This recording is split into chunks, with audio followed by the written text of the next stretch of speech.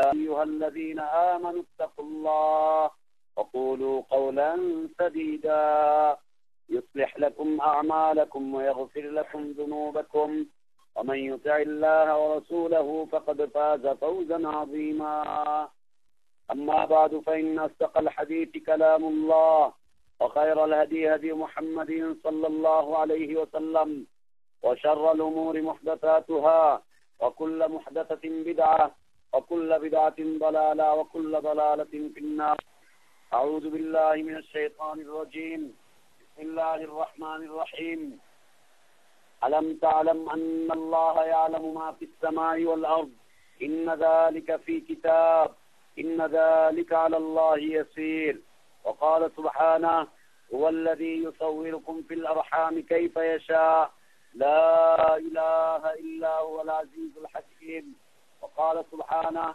إنا كل شيء خلقناه بقدر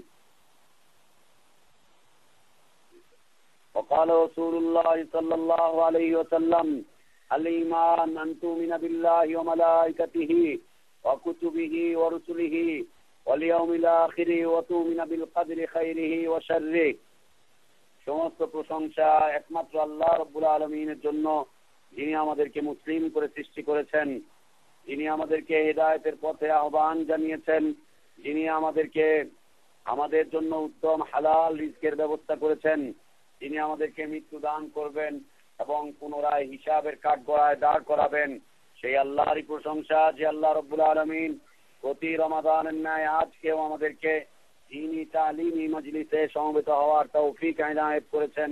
আলহামদুলিল্লাহ। আরো শুকরিয়া আদায় করছি সেই মহান সত্তার, যে মহান সত্তা আমাদেরকে সৃষ্টি করার 50,000 বছর পূর্বে আমাদের তাকদীরকে লিপিবদ্ধ করে রেখেছেন। 50,000 বছরের পূর্বেই, মানুষ সৃষ্টির 50,000 বছর পূর্বে তিনি মানুষের তাকদীরকে লিখে রেখেছেন। কি হবে, কখন হবে, কোথায় হবে, কিভাবে হবে, এই বিষয়টিকে যিনি লিখে রেখেছেন সেই আল্লাহরই প্রশংসা আদায় করছি, যে আল্লাহ রাব্বুল আলামিন তাকদীরের প্রতি বিশুদ্ধ ঈমানের কারণে মুমিনকে ঈমানের উপরে টিকে থাকাকে সহজ করে দিয়েছেন। আলহামদুলিল্লাহ। অসংখ্য অগণিত সালাত ও সালাম আমাদের প্রিয় নবী, প্রিয় রাসূল, প্রিয় ইমাম, প্রিয় আদর্শ ব্যক্তিত্ব, একমাত্র আদর্শ কেন্দ্রীয় ব্যক্তিত্ব মুহাম্মদুর রাসূলুল্লাহ সাল্লাল্লাহু আলাইহি ওয়াসাল্লামের প্রতি আল্লাহ সুবহানাহু ওয়া তাআলা যাকে আমাদের জন্য একমাত্র আদর্শ, একমাত্র উসওয়া কুদওয়া, একমাত্র মুবাল্লিগ মুআল্লিম করে পাঠিয়েছিলেন, সেই রাসূলের প্রতি সালাত ও সালাম। সেই রাসূল সাল্লাল্লাহু আলাইহি ওয়াসাল্লাম এই উম্মতকে তাকদীর সম্পর্কে সকল প্রকার বিভ্রান্তি থেকে হেফাজতে থাকার জন্য আহ্বান জানিয়েছেন, তার প্রতি সালাত ও সালাম। আল্লাহুম্মা সাল্লি আলা মুহাম্মদ ওয়া আলা আলি মুহাম্মদ কামা সাল্লাইতা আলা ইব্রাহিম ওয়া আলা আলি ইব্রাহিম ইন্নাকা হামিদুম মাজিদ। আল্লাহুম্মা বারিক আলা মুহাম্মদ ওয়া আলা আলি মুহাম্মদ কামা বারাকতা আলা ইব্রাহিম ওয়া আলা আলি ইব্রাহিম ইন্নাকা হামিদুম মাজিদ। আজকে আমাদের আলোচনার বিষয়বস্তু হচ্ছে তাকদীরের প্রতি ঈমান, ঈমান বিল কদর। ঈমান বিল কদর, এই কদরটা হচ্ছে মুকদ্দর, নির্ধারিত। কদরটা হচ্ছে মুকদ্দর, মানে হচ্ছে নির্ধারিত। ঈমান বিল কদর যখন জবর দিয়ে পড়া হয় তখন তার অর্থ হচ্ছে আল্লাহর পক্ষ থেকে তার জ্ঞান, আল্লাহর পক্ষ থেকে তার হিকমত এবং তার কৌশল অনুযায়ী সৃষ্টিকুলের ভাগ্যকে নির্ধারণ এবং লিপিবদ্ধকরণ। আল্লাহর পক্ষ থেকে আল্লাহর জ্ঞান, হিকমত, কৌশল অনুযায়ী সমগ্র সৃষ্টিকুলের ভাগ্য এবং সমস্ত সৃষ্টিকুলের ভাগ্য নির্ধারণ এবং লিপিবদ্ধকরণ, এ হচ্ছে তাকদীরের অর্থ, কদরের অর্থ। এ হচ্ছে কদরের অর্থ।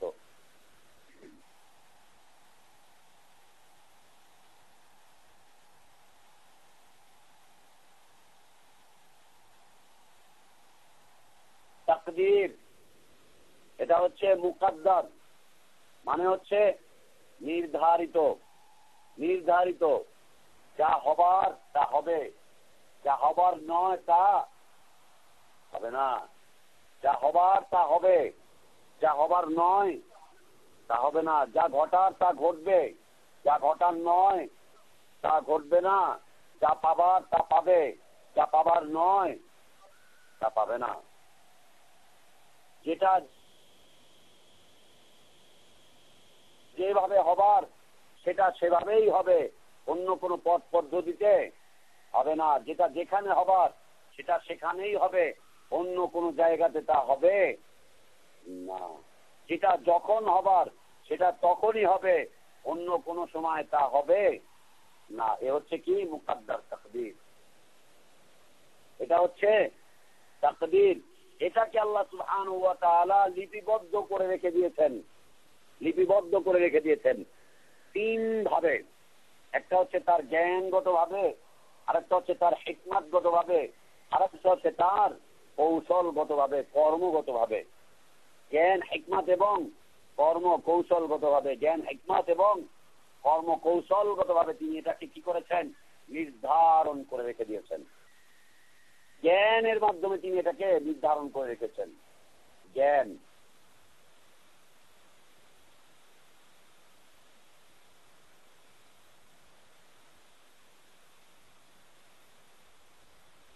আল্লাহর জ্ঞান রয়েছে, কিন্তু এই জ্ঞান মানুষের মতো নয়, এই জ্ঞান মাখলুকের মতো নয়। প্রত্যেকটা মাখলুকের জ্ঞান একরকম। গরুর কিন্তু একটা জ্ঞান আছে, না নাই? আছে, না থাকলে ও হাম্বা হাম্বা করে কিভাবে, ও খায় কিভাবে, ওকে মারলে পরে ও গুটা দেয় কিভাবে, ওর বাচ্চাটিকে আদর করে কিভাবে, ওর বাচ্চাটিকে দুধ খাওয়ায় কিভাবে, একটা জ্ঞান আছে না? জ্ঞান আছে। সেটা কেমন? গরুর জন্য যেমন প্রযোজ্য তেমন বাঘের একটা জ্ঞান আছে।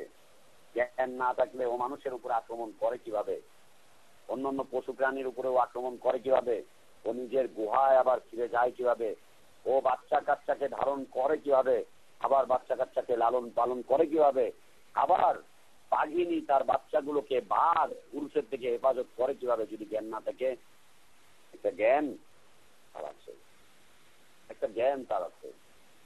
সেই জ্ঞানটা কেমন? ওর জন্য যেমন প্রয়োজন ঠিক তেমন, ওর জন্য যেমন প্রয়োজন ঠিক তেমন। প্রত্যেকটা মাখলুককে আল্লাহ সুবহানাহু ওয়া তাআলা জ্ঞান দিয়েছেন। কেমন? তার জন্য যেমন প্রয়োজন ঠিক তেমন। মূসার যদি জ্ঞান না থাকে তাহলে আপনার এখানে এসে কিভাবে উল্টা ফুটায়? ও দেখে না যে এটা প্রেসিডেন্ট, ওটা মন্ত্রী, ওটা ইমাম সাহেব, ওটা খতিব সাহেব, ওটা পীর সাহেব, কোনোটাকেই দেখে না। ও দেখে না যে এটা পৃথিবীর বড় ধরনের একটা বাদশা। ও এসে কি করে? আস্তে করে চুল ফুটিয়ে দেয়, ওর কাজ করে ফেলে, ওর কাজও করে ফেলে।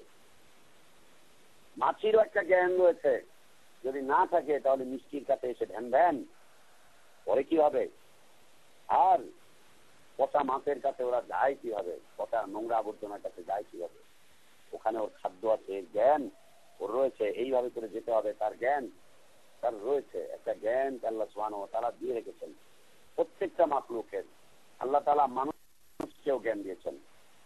এই মানুষের জ্ঞান মাছের জ্ঞান একরকম? হ্যাঁ, একরকম নয়। মাছির জ্ঞান আর কুকুর বিড়ালের জ্ঞান একরকম? একরকম নয়। আবার অন্যান্য প্রাণীগুলোর সাথে মানুষের জ্ঞান একসাথে মিলছে? মিলছে না। মানুষের জ্ঞান রয়েছে, অন্যান্য মাখলুকের জ্ঞান রয়েছে। কেমন? তার জন্য যেমন প্রয়োজন ঠিক তেমন। আল্লাহ সুবহানাহু ওয়া তাআলার জ্ঞান আছে, এই জ্ঞান হচ্ছে সব জ্ঞানের ঊর্ধ্বে। ওয়ালা ইউহিতুনা বিশাইইন মিন ইলমিহি ইল্লা বিমা শাআ। আল্লাহু আকবার। সব কিছুকে তার জ্ঞান পরিবেষ্টন করে রেখেছে। পৃথিবীতে যত মাখলুক আছে সকল মাখলুক সম্পর্কে তার একটা জ্ঞান আছে। এই জ্ঞান দিয়ে তিনি সারা পৃথিবীকে, পৃথিবীর যত মাখলুক আছে, আকাশে যত মাখলুক আছে, সব কিছুকে তিনি এভাবে ঘিরে রেখে দিয়েছেন। ফাইল্লাম ইয়াস্তাজিবু লাকুম ফা'লামু আন্নামা উনজিলা বিইলমিল্লাহ। যদি তোমরা সাড়া না দাও, আল্লাহ তাআলা যা অবতীর্ণ করেছেন তার জ্ঞান থেকে। ওয়াহিটা হচ্ছে কি? আল্লাহর পক্ষ থেকে আসা একটা জ্ঞান, আল্লাহর পক্ষ থেকে আসা একটা জ্ঞান। ওয়াহি বিইলমিল্লাহ, আল্লাহর জ্ঞান। ওয়াল্লা ইলাহা ইল্লা হুয়া ফাহাল আনতুম মুসলিমুন। এই আল্লাহ ছাড়া তো সত্যিকার কোনো মাবুদ নেই, তোমরা কি মুসলিম? তোমরা কি মুসলিম? কি হুজুর, কি মনে হয়? মুসলিম মনে হয়? উত্তর তো করবেন আমি হানাফি, আর নাইলে আমি হচ্ছে হাটাজারি। আর ফচ্চা মেখল, ফচ্চার মেখল, ফটিয়া মেখল, ফচ্চা 8,000 ফচ্চা মেখল। আর আকাবির আর বুজুর্গ আর হচ্ছে হানাফি। আল্লাহ জিজ্ঞেস করছেন, হাল আনতুম মুসলিমুন, তুমি কি মুসলিম? এদেশের মানুষ আল্লাহর এই প্রশ্নের উত্তর কি দিবে? আমি চিশতি, আমি নকশবন্দি, আমি ল্যাংটা। 1 নম্বরে নতুন একটা মাজার হয়েছে। 1 নম্বরে বেড়ি বাদ দিয়ে যে রাস্তাটা গেছে আসলিয়ার দিকে, ওই রাস্তা দিয়ে উঠতে গিয়ে কদিন আগে, রমজানের কদিন আগে গিয়ে দেখলাম ডাস্টবিন একদম ময়লা আবর্জনা। আল্লাহ, ওইখানে মানুষ বসে পায়খানা করতে, বাচ্চা কাচ্চারা ঢোকা। ওইখানটা একটা মাজার হয়েছে, মাজারের মধ্যে কয়েকজন বসে আছে। মাজারের নাম কি জানেন? দোহাই ল্যাংটার মাজার। আমরা বলি না আল্লাহর দোহাই তুই আমার মাফ করে দে, মানে আল্লাহর নামে তোর কাছে বলছি কি মাফ করে দে, আল্লাহর দোহাই দিচ্ছে। এই দোহাই হচ্ছে ল্যাংটা, যার দোহাই দেওয়া হচ্ছে হচ্ছে ল্যাংটা। দোহাই ল্যাংটার মাজার নতুন করে দেখলাম। মনে চাইলো মোটরসাইকেলটাতে উঠায় দিই ওর শতানগুলোর উপরে, মনে চাইলো। পরে গিয়ে দেখলাম যে না, কতগুলো বসে রয়েছে, এগুলোর উপরে যদি উঠায় দেয়, ওগুলা মরার পরে আবার নতুন নতুন কটা ল্যাংটার মাজার হবে। একটারে ভাঙতে গিয়া 7-8টা ল্যাংটার মাজার হবে। বাবা থাক, তুই একটা থেকে একটা নিয়ে থাক, 8-10টা মাজার বানানোর দরকার নেই। দেখেন না কে বা বিষ মিশায় দিল, আর গজাল শাহের মাজার তৈরি হয়ে গেল। এখন আগে খালি শাহজালালের মাজার ছিল, এখন হচ্ছে শাহ গজাল। যে গজাল গুলো এমনি এমনি থাকতো, খালি পানি টানি খাইতো, আর মানুষ খাবার দিলে কিছু খাইতো, ওইটার কে বা তারা বিষ মিশায় দিতে। এখন গজাল বাবা উল্টায় রয়েছে। এতদিন গজাল বাবা সোজা চলতে, এখন উল্টায় রয়েছে। গজাল বাবা সোজা হতে পারছে না। গজাল বাবার শাহ গজালের মাজার। চিন্তা করলাম যে যেই উঠায়, পরে চিন্তা করলাম যে এখানে আরো 7-8টা বইতে রয়েছে, এই মরলে পরে ওইগুলারও শিখতে হয়। বাবা এক ল্যাংটা আছে থাক, মিরপুরে একটা ল্যাংটা আছে থাক, আর 8-10টা ল্যাংটা হওয়ার দরকার না। এটা হচ্ছে দাওয়াতের নীতিমালা। শিরকের উৎখাত করতে পারছো না, ফিতনার উৎখাত করতে পারছো না, উৎপাদন করতে পারছো না, এগুলোকে তোমার কারণে যেন বেড়ে না যায়, আমাদের কারণে যেন এগুলো না বাড়ে, এমন দাওয়াত, এমন কার্যক্রম ঘটানো যাবে না যার মাধ্যমে পৃথিবীতে নতুন নতুন ফিতনা, নতুন নতুন শিরকের আখড়া নতুন নতুন করে সৃষ্টি হয়। এমন কোন দাওয়াত কর্মসূচি গ্রহণ করা যাবে না, বিলকুল করা যাবে না, বিলকুল করা যাবে না। তাগুত তাগুত তাগুত তাগুত বলে যাদের উপর আক্রমণ করে দিল, করে যাওয়ার পরে ওরা তাগুতের উপরে আরো অটল অবিচল হয়ে গেল। ওরা এটা না করে যদি ওদের কাছে দাওয়াত টুকু পৌঁছে দেওয়া হতো, ওরা হয়তো বা ফিরে আসতো। আল্লাহ বলছেন যে হতে পারে তারা ফিরে আসবে, হতে পারে তারা আল্লাহকে ভয় করবে, ফিরে আসবে, অথবা তারা আল্লাহকে ভয় করবে। তারা এখান থেকে উপদেশ দিবে, অথবা তারা গ্রহণ করবে। তাগুত তাগুত বলে তাদের বিরুদ্ধে উল্টো পাল্টা কর্মসূচি গ্রহণ করে তাদেরকে ওই পথের দিকে আরো অগ্রসর করে দিয়েছে, আরো অগ্রসর করে দিয়েছে, কুপুরের দিকে তাদেরকে আরো অগ্রসর করে দিল। না, এটা দাওয়াতের সিস্টেম নয়। আল্লাহ দাওয়াতের মাধ্যমে আস্তে আস্তে শিরকের উৎখাত হচ্ছিল, আস্তে আস্তে শিরকের আখড়াগুলো মজে যাচ্ছিল, একদম বন্ধ হয়ে যাচ্ছিল একটার পর একটা। এবং যেগুলো বন্ধ না হচ্ছিল সেগুলো ভয়ে প্রকম্পিত থাকতো, সেগুলো চিন্তা ভাবনায় থাকতো, এবং ওই এলাকার লোকজনগুলো চিন্তাশীল হয়ে উঠছিল একটার পর একটা, একটার পর একটা তারা চিন্তাশীল হয়ে ছিল। এবং কখনো কখনো তারা নিজেদের অজান্তেই কালিমা শাহাদা পাঠ করে তারপরে তারা মুসলিম হয়ে যেত। এরপরে তারা ওই শিরকের আখড়াকে ছেড়ে দিয়ে মদিনায় হিজরত করে চলে আসতো। তখন জানতেনও না যে এরা স্বেচ্ছায় ইসলাম কবুল করে নিয়েছে। কিন্তু শিরকের একটা আখড়াও বাড়েনি, একটা আখড়াও বাড়ি। রাসূল ইসলামের মতো দাওয়াত দেওয়ার পরেও আবু জাহেল, উতবা, সাইবা এদের কুফরি বাড়তে বাড়তে কতটুকু আর বেড়েছিল, হজ ছাড়িয়ে যায়নি। কিন্তু আমাদের দাওয়াত গুলো হচ্ছে এমন, মানুষকে তাদের কুফরির উপরে আরো জমিয়ে দিচ্ছে, আরো অটল করে দিচ্ছে। কুফরির আখড়া গুলো আরো বাড়ছে, আরো বাড়ছে, আরো বাড়ছে। কেন? কারণ হচ্ছে দাওয়াতি পদ্ধতি নিজস্ব তৈরি করা, নবী রাসূলদের পথ অনুসরণ তারা করছে না। আল্লাহর পক্ষ থেকে দাওয়াতের যে নীতিমালা এসেছে, এই নীতিমালাকে তারা নিচ্ছে না। এর কারণে সমস্যাগুলো আরো বেড়েই চলেছে, আরো বেড়েই চলেছে এই সমস্যাগুলো। তো আল্লাহর পক্ষ থেকে তার জ্ঞান বোঝা যাচ্ছে। কোরআনুল কারীম বর্ণনা করছে যে আল্লাহর জ্ঞান রয়েছে। আল্লাহর জ্ঞানের একটা বহিঃপ্রকাশ যেটা আমাদের কাছে চলে এসেছে, সেইটা হচ্ছে কোরআনুল কারীম এবং তার ব্যাখ্যা। আর অতীতের জাতির কাছে চলে এসেছিল তাওরাত, জাবুর, ইনজিল, তারপরে হচ্ছে সুহফে ইব্রাহিম, সুহফে মূসা। এগুলো সব হচ্ছে আল্লাহর জ্ঞানের অংশ, আল্লাহ তাআলা জ্ঞানের অংশ হিসেবে এগুলোকে পাঠিয়েছেন। আল্লাহর জ্ঞান এগুলো, আল্লাহর পক্ষ থেকে আসা এগুলো জ্ঞান। আল্লাহ তাআলা আমার আপনার তাকদীরকে লিখে রেখেছেন তার জ্ঞান অনুযায়ী, তার জ্ঞান অনুযায়ী। তাকদীরকে নিয়ে অসংখ্য বিভ্রান্তির সৃষ্টি হয়েছে, অসংখ্য বিভ্রান্তির সৃষ্টি হয়েছে, এবং তাকদীরকে কেন্দ্র করে বিভিন্ন মাযহাবেরও সৃষ্টি হয়েছে। যেমন আমরা এর আগে বলেছিলাম আল্লাহর আসমা ও সিফাতকে নিয়ে আলাদা গ্রুপের সৃষ্টি হয়েছে, ঠিক তেমনিভাবে তাকদীরকে কেন্দ্র করেও গ্রুপের সৃষ্টি হয়েছে। তাকদীরকে কেন্দ্র করে আলাদা আলাদা গ্রুপ। আসেন, আল্লাহ সুবহানাহু ওয়া তাআলা তার জ্ঞান অনুযায়ী লিখে রেখেছেন আমার আপনার তাকদীরটাকে, আল্লাহর জ্ঞান। আপনি বলবেন যে আল্লাহ যেহেতু জানেন আমি পথভ্রষ্ট হয়ে যাব, তো আল্লাহ আমাকে পথভ্রষ্ট থেকে হেফাজত করলেন না কেন? যুক্তি কথা, যুক্তি আছে না কথা? এই পৃথিবীর মানুষ যে পথভ্রষ্ট হচ্ছে এটা আল্লাহ জানেন না? আল্লাহ তো জানেন। এবং এই যে পথভ্রষ্ট হচ্ছে এটা ঠিক লিখেন, আল্লাহ লিখে রেখেছেন। এমন বলতে আমার তাকদীরে পথভ্রষ্ট লেখা থাকলে আমি হেদায়েত পাবো কি করে? কথাটা যুক্তি আছে না নাই? যুক্তি আছে, কথার যুক্তি আছে। আমার তাকদীরে পথভ্রষ্টতা লেখা আছে, আমি হেদায়েত পাবো কি করে? লেখা আছে, আমি পাবো কি করে? আমার তাকদীরে লেখা আছে জাহান্নাম, আমি পাবো কি করে জান্নাত? কথা তো যুক্তিযুক্ত। আর এই যে তাকদীরে লিপিবদ্ধ আছে এটাকে কে জানেন? আল্লাহ সুবহানাহু ওয়া তাআলা জানেন। ব্যক্তি নিজে জানে না, সে নিজে জানে না। আমার তাকদীরে কি আছে, আপনার তাকদীরে কি আছে, আমি আপনি জানি না। এটাকে আল্লাহ সুবহানাহু ওয়া তাআলা লিখে রেখেছেন তার জ্ঞান অনুযায়ী।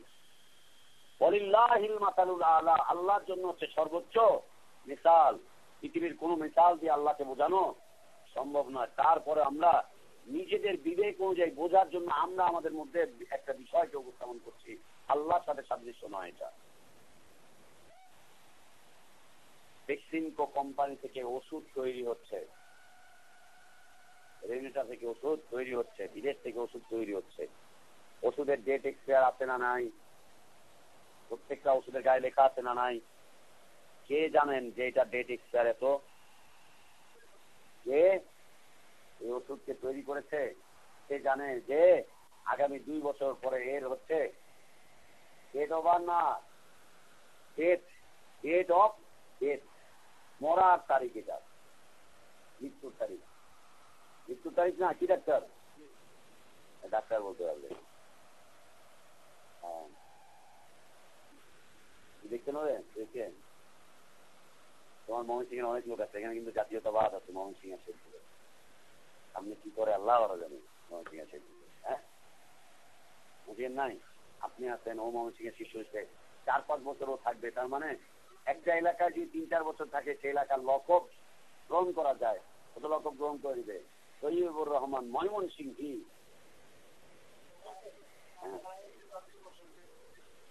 হ্যাঁ হ্যাঁ, আমরা তো এর আগে থেকেই দিয়ে রাখছিলাম, আপনার টের পান নাই।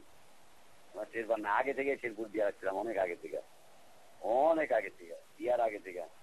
বিয়ার ব্যাপারে না, অন্য ব্যাপারে দিয়ে রাখছিলাম। যাই হোক, আল্লাহ ভরসা। তো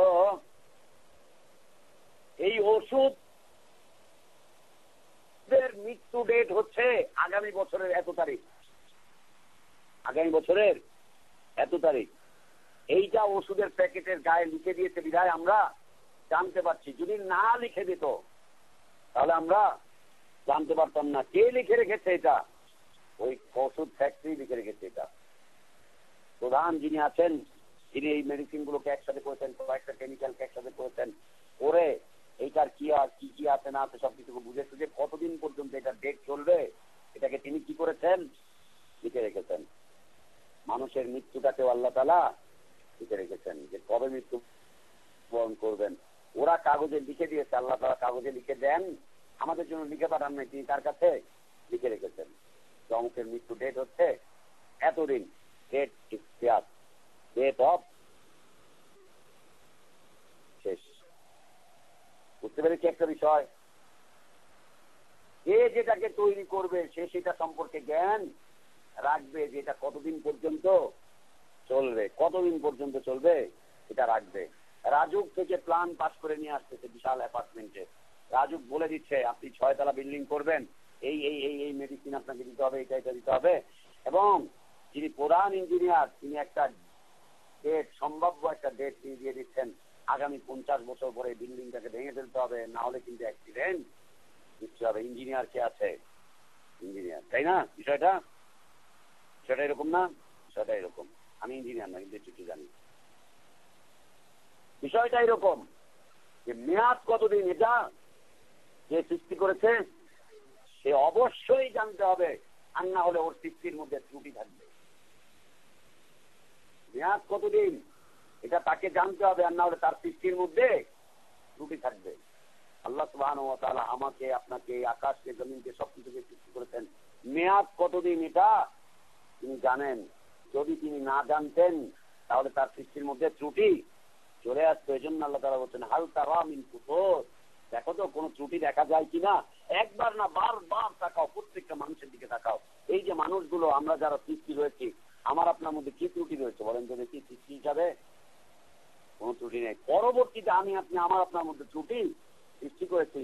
আকাশ এবং জমিনকে এবং এর মধ্যে যা আছে সবকিছুকে আল্লাহ তাআলা ত্রুটিহীন ভাবে, ত্রুটি মুক্ত ভাবে তৈরি করেছেন। পরবর্তীতে মানুষ এগুলোকে কি করছে? নষ্ট করছে। 4টা কোম্পানি থেকে ওষুধ দিয়ে এসেছে, ওর মধ্যে আবার লিখে দিয়েছে শিশুর নাগালের বাইরে রাখুন এবং ঠান্ডা এবং শুষ্ক স্থানে রাখুন, এত ডিগ্রি সেলসিয়াসের মধ্যে রাখুন, তাহলে জিনিসটা ভালো থাকবে। যদি এর বাইরে রাখেন কি হবে? ওষুধ নষ্ট হবে, ওষুধ নষ্ট হবে, বাচ্চার হাতে গেলে বাচ্চা মরবে। আর যদি গরমে রাখেন ওষুধের টেম্পার নষ্ট হয়ে যাবে। আল্লাহ তাআলা এই পৃথিবীতে আমাকে আপনাকে সবকিছুকে সৃষ্টি করেছেন, আরো সবকিছুকে সৃষ্টি করেছেন। এই সৃষ্টি করার সাথে সাথে আমাকে আপনাকে একটা সিস্টেম দিয়ে দিয়েছেন, দেখো তোমাদেরকে আমি নিখুঁত ভাবে সৃষ্টি করেছি। আল্লাযী আহসানা কুল্লা শাইইন খালাকাহু ওয়া বাদা খালকাল ইনসান মিন তিন। কিন্তু তোমাদের এইগুলোকে ব্যবহার করার সিস্টেম এটা। নদীকে তোমরা এভাবে ব্যবহার করবে, জমিনকে এভাবে ব্যবহার করবে, মানুষের সাথে মানুষের এভাবে ব্যবহার করবে, পশু পাখির সাথে এই আচরণ করবে, এবং সর্বোপরি আমার সাথে তোমার সাথে সম্পর্ক এইভাবে। দেখো আমি কিন্তু একটা সীমানা দিয়ে দিয়েছি, এই সীমানাকে যদি তুমি বেষ্টনকে যদি তুমি বর্জন করো অথবা এটাকে যদি তুমি নষ্ট করো তাহলে কিন্তু তোমার জন্য ক্ষতি রয়েছে। বাচ্চা খেলে যেমন মরে যাবে, গরমে রাখলে যেমন টেম্পার নষ্ট হয়ে যাবে, অতি ঠান্ডায় রাখলে যেমন ওটা একেবারে জমে ফ্রিজ হয়ে যাবে, ওটা দিয়ে আর কোনো কাজ করবে না, ক্ষতি ছাড়া আর কিছুই হবে না। ঠিক এমনি ভাবে আমার আপনার কি কি ক্ষতিকর দিক আছে সৃষ্টি করার সাথে সাথে আমাকে আপনাকে আল্লাহ সুবহানাহু ওয়া তাআলা বলে দিলেন। এটা হচ্ছে স্রষ্টা হিসেবে স্রষ্টার একটা গুণ, স্রষ্টা হিসেবে স্রষ্টার একটা গুণ। এবং তিনি চ্যালেঞ্জও ছড়ে দিচ্ছেন হাল তারা মিন ফুতুর সুম্মা রজিআল বাসার কাররাতাইন ইয়ানকালিব ইলাইকাল বাসার খাসিআন ওয়া হুয়া হাসিব। অবনত হয়ে ফিরে চলে আসবে, তিনি সৃষ্টির মধ্যে কোনো ত্রুটি খুঁজে পাবে না। এই জন্যই তো জনৈক গায়ক সুন্দর করে দেশ সম্পর্কে বলেছে, এমন দেশটি তুমি কোথাও খুঁজে পাবে না কো। হ্যাঁ, জানো সকল দেশের আমার জন্মভূমি, সকল দেশের সেরা, আর এমন দেশটা তুমি আসলে কোথাও খুঁজে পাবো না কো। সত্যি কথাই, এমন দেশটা আপনি কোথাও খুঁজে পাবেন না। এদেশের মানুষ যা যা করে কার্য, প্রত্যেকটা কথাই হচ্ছে কার্য, খুঁজেই পাবেন না এমন একটা দেশ। এমন একটা দেশ কোথাও খুঁজেই পাবেন না। এই দেশের মানুষের মতো মানুষ তাও আপনি কোথাও খুঁজে পাবেন না। পৃথিবীর যতগুলো আশ্চর্য আছে তার মধ্যে হচ্ছে সবচাইতে বড় আশ্চর্য হচ্ছে বাংলাদেশ এবং বাংলাদেশের মানুষ। সবকিছুতেই আশ্চর্য। এখন রাস্তায় মেয়েদের দিকে তাকান, আশ্চর্য কথাবার্তা, প্রত্যেকটারে বেটা বেটা লাগতেছে। আর রাস্তায় বেটার দিকে তাকান, প্রত্যেকটাই হচ্ছে মহিলা, দাড়ি নাই, মুখ নাই, পুরা মহিলা, আর না হলে হিজড়া। ওগুলার দিকে তাকান, হুজুর গুলার দিকে তাকান, সবচাইতে বেশি আশ্চর্য হবে। হুজুরদের জীবন আচার, চাল চলন, কথাবার্তা একই, উল্টা পাল্টা অবস্থা। যেদিকে তাকান, একটা মন্ত্রণালয়ের দিকে তাকান, একটা সেক্টরের দিকে তাকান, লা ইলাহা ইল্লাল্লাহ, খুঁজেই পাবেন না, আপনি খুঁজেই পাবেন না। যারা আইন শৃঙ্খলা নিরাপত্তার জন্য যাদেরকে দেওয়া হয়েছে দায় দায়িত্ব, তাদের দিকে তাকান, খুঁজেই পাবেন না এমন দেশ, এমন দেশ। আবার যারা দ্বীন শিখছে, ইসলাম শিখছে, তাদের দিকে তাকান, ইসলাম শিখতে যাচ্ছে কোথায়? আশা করি পটিয়াম এখন কি শিখছে, ইসলামের নামে কি শিখছে, শয়তানি বুজুর্গি হাবি যাবি সব শিখেছে। লা ইলাহা ইল্লাল্লাহ। খুব কষ্ট হয় আসলে এই ক্লাসে থাকলে, কষ্ট হইলেও হাসে। এটা হচ্ছে কষ্টের হাসি, লজ্জার হাসি না, কষ্টের হাসি। কষ্টের একটা হাসি আছে না, পুলিশ মাইট দেয় বলে যে তুই এখান থেকে হাসতে আসতে দৌড় দিবি, তো হাসতে আসতে দৌড় দেয় যাতে পাবলিক না বোঝে না, হাসতে আসতে চলে যাবে কেউ চিন্তাই চিন্তাই করা হচ্ছে, কোনো কথাবার্তা করবি না তুই, কিন্তু এখান থেকে কিছু করে আমি কিন্তু করে আবার পিছিয়ে থেকে আফুটা করে তুমি এখান থেকে যাবি, হাসতে আসতে চলে যাবে। ও মরার ভয়ে হাসতে থাকে, কষ্টের হাসি হুজুরের। আল্লাহু আকবার। তো কি বলছিলাম, স্রষ্টার জ্ঞান তিনি সৃষ্টি করেছেন, এটা তার জন্য বিষয় যে তিনি এটার শেষ মেয়াদটুকু জানবেন এবং কিভাবে এটা নষ্ট হয়ে যাবে সে বিষয়টাকেও তিনি জানবেন, সে বিষয়টাকেও তিনি জানবেন। এবং প্রত্যেকটা ওষুধের মধ্যে কিছু নির্দেশিকা রয়েছে। নির্দেশিকাগুলো কি? এটা হচ্ছে এই ওষুধটা যদি খান তাহলে এই এই পার্শ্ব প্রতিক্রিয়া দেখা দিতে পারে। এই ওষুধটা ব্রেনের রোগীর আশপাশ দিয়েও নেওয়া যাবে না। এই ওষুধটা ছোট্ট বাচ্চাকে কোনোদিনও খাওয়ানো যাবে না। ওই ওষুধটা খবরদার কোনো গর্ভবতী নারীকে খাওয়ানো যাবে না। কেন? এই এই কেমিক্যালের উপরে জরিপ চালিয়ে দেখা গিয়েছে এই ওষুধটা যদি কোনো গর্ভবতী নারী খায় তাহলে তার বাচ্চা নষ্ট হয়ে যাবে, তার স্বাস্থ্যের ক্ষতি হবে। যদি কোনো ব্রেনের রোগ এই ওষুধটা খায় তাহলে তার মার সব ছিঁড়ে যেতে পারে, উল্টো পাল্টা হতে পারে। যদি কোনো বাচ্চা এই ওষুধটাকে খায় তাহলে বাচ্চা হার্টফেল করবে, এই হবে সেই হবে। একটা নির্দেশিকা কাগজের ভিতরে দেওয়া আছে না, প্রত্যেকটা ওষুধের 8টা 10টা পার্শ্ব প্রতিক্রিয়া লেখা আছে। আবার আরেকটা লিখে আরেক রকম লেখা আছে যে হ্যাঁ এই ওষুধটাকে আমরা অনেক দিকে জরিপ চালিয়েছি, বিশেষ করে হার্বাল মেডিসিনের দিকে, যার কোনো পার্শ্ব প্রতিক্রিয়া নাই। হার্বাল মেডিসিনে কোনো পার্শ্ব প্রতিক্রিয়া নাই। ঠিক বর্তমান ইসলামের কোনো পার্শ্ব প্রতিক্রিয়া নেই। যেখানে যাচ্ছে সব জায়গায় চলছে। গোলালুর কোনো পার্শ্ব প্রতিক্রিয়া আছে? সাইড এফেক্ট নাই। বর্তমান সময় ইসলাম এবং মুসলিম নামদারি তথাকথিত এগুলোর কোনো পার্শ্ব প্রতিক্রিয়া নাই। ও যেখানে যায় গোলালুর মতো শাকে, মাংসে, আলুতে, ডাইলে, সব জায়গায়। আলুকে আপনি ভর্তা করলে খুব মজা লাগবে, আলুকে ভাজি করলে আরো মজা লাগবে, আলুকে ডাইলে দিলে আরেকটু বেশি মজা লাগবে, আলুকে মাংসে দিলে মাংসের স্বাদটাই পরিবর্তন হয়ে যাবে, শাকের মধ্যে দিলে ওটা আর রকম। আর এটাকে যদি আপনি সবজির সাথে দেন, পাঁচমিশালি সবজির সাথে, তাহলে তো বলার অপেক্ষাই রাখে না। আলু এমন একটা বিষয়বস্তু যেটা ছাড়া চলেই না। ঠিক বর্তমান সময় মুসলিমদের অবস্থা হচ্ছে এমন, পৃথিবীর কোনো একটা কাজ নাই যে কাজটা মুসলিম ছাড়া চলে না। সেই কাজগুলো কি ভালো কাজ? অপকর্ম। যে অপকর্ম মুসলিম ছাড়া চলে না। মুসলিম বলতে তথাকথিত নামধারী মুসলিম, তথাকথিত নামধারী মুসলিম। আমরা এর আগে মুসলিমের সংজ্ঞা ব্যক্ত করেছিলাম না, নামধারী মুসলিম ও সব জায়গাতেই আছে। দেখেন, ধর্মনিরপেক্ষতার প্রতিষ্ঠাতা বা ধর্মনিরপেক্ষতার এখন বাস্তবায়ন কারা করছে? এরা। গণতন্ত্রে কারা করছে? ওরা। সমাজতন্ত্র কারা করছে? ওরা। ক্যাপিটালিজমের সাথে কারা জড়িত? ওরা। হিটলারের থিওরিতে বর্তমানে বিশ্বাসী হয়ে ইসলাম প্রতিষ্ঠা করতে যাচ্ছে কারা? হিটলারের থিওরি, তাই না? হিটলারের থিওরি, পরিচয় গোপন রাখো, এই করো ওই করো, সেজন্য সব হিটলারের থিওরি। সব এদের যতগুলো আকাম কুকাম আছে সবগুলো এমন একটা আলু হয়েছে বর্তমান সময়ের মুসলিম, যে সব কিছুর মধ্যে রয়েছে কোনো পার্শ্ব প্রতিক্রিয়া নেই। ওষুধের মধ্যে যেমন পার্শ্ব প্রতিক্রিয়া লেখা আছে, আবার হার্বাল মেডিসিনে লেখা আছে। এতদিন পর্যন্ত জরিপ চালিয়ে দেখা গিয়েছে যে এর কোনো পার্শ্ব প্রতিক্রিয়া নেই। এটা বাচ্চাদেরও চলে, এটা বুড়োদেরও চলে, এটা গর্ভবতীরও চলে, এটা সবার জন্য, সবার জন্য 100% পার্শ্ব প্রতিক্রিয়া মুক্ত। পৃথিবীতে এমন কোন ওষুধ আছে নাই যার কোনো পার্শ্ব প্রতিক্রিয়া নাই। আল্লাহ রাসূলের কাছে সাহাবী আসছেন, এসে বলছেন যে পেটের রোগ হয়েছে, পেট ব্যথা দেখা দিয়েছে।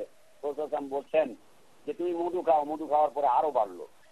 আবার ফিরে আসছেন পরের দিন, বলছে তুমি মধু খাও, বলছে রাসূল মধু খাওয়ার পরে তো বেড়ে গেছে, বলছে খাও। পরের দিন খেলো, আরো বেড়ে গেছে। এরপর তৃতীয় দিন আসলো, আরো বেড়ে গিয়েছে।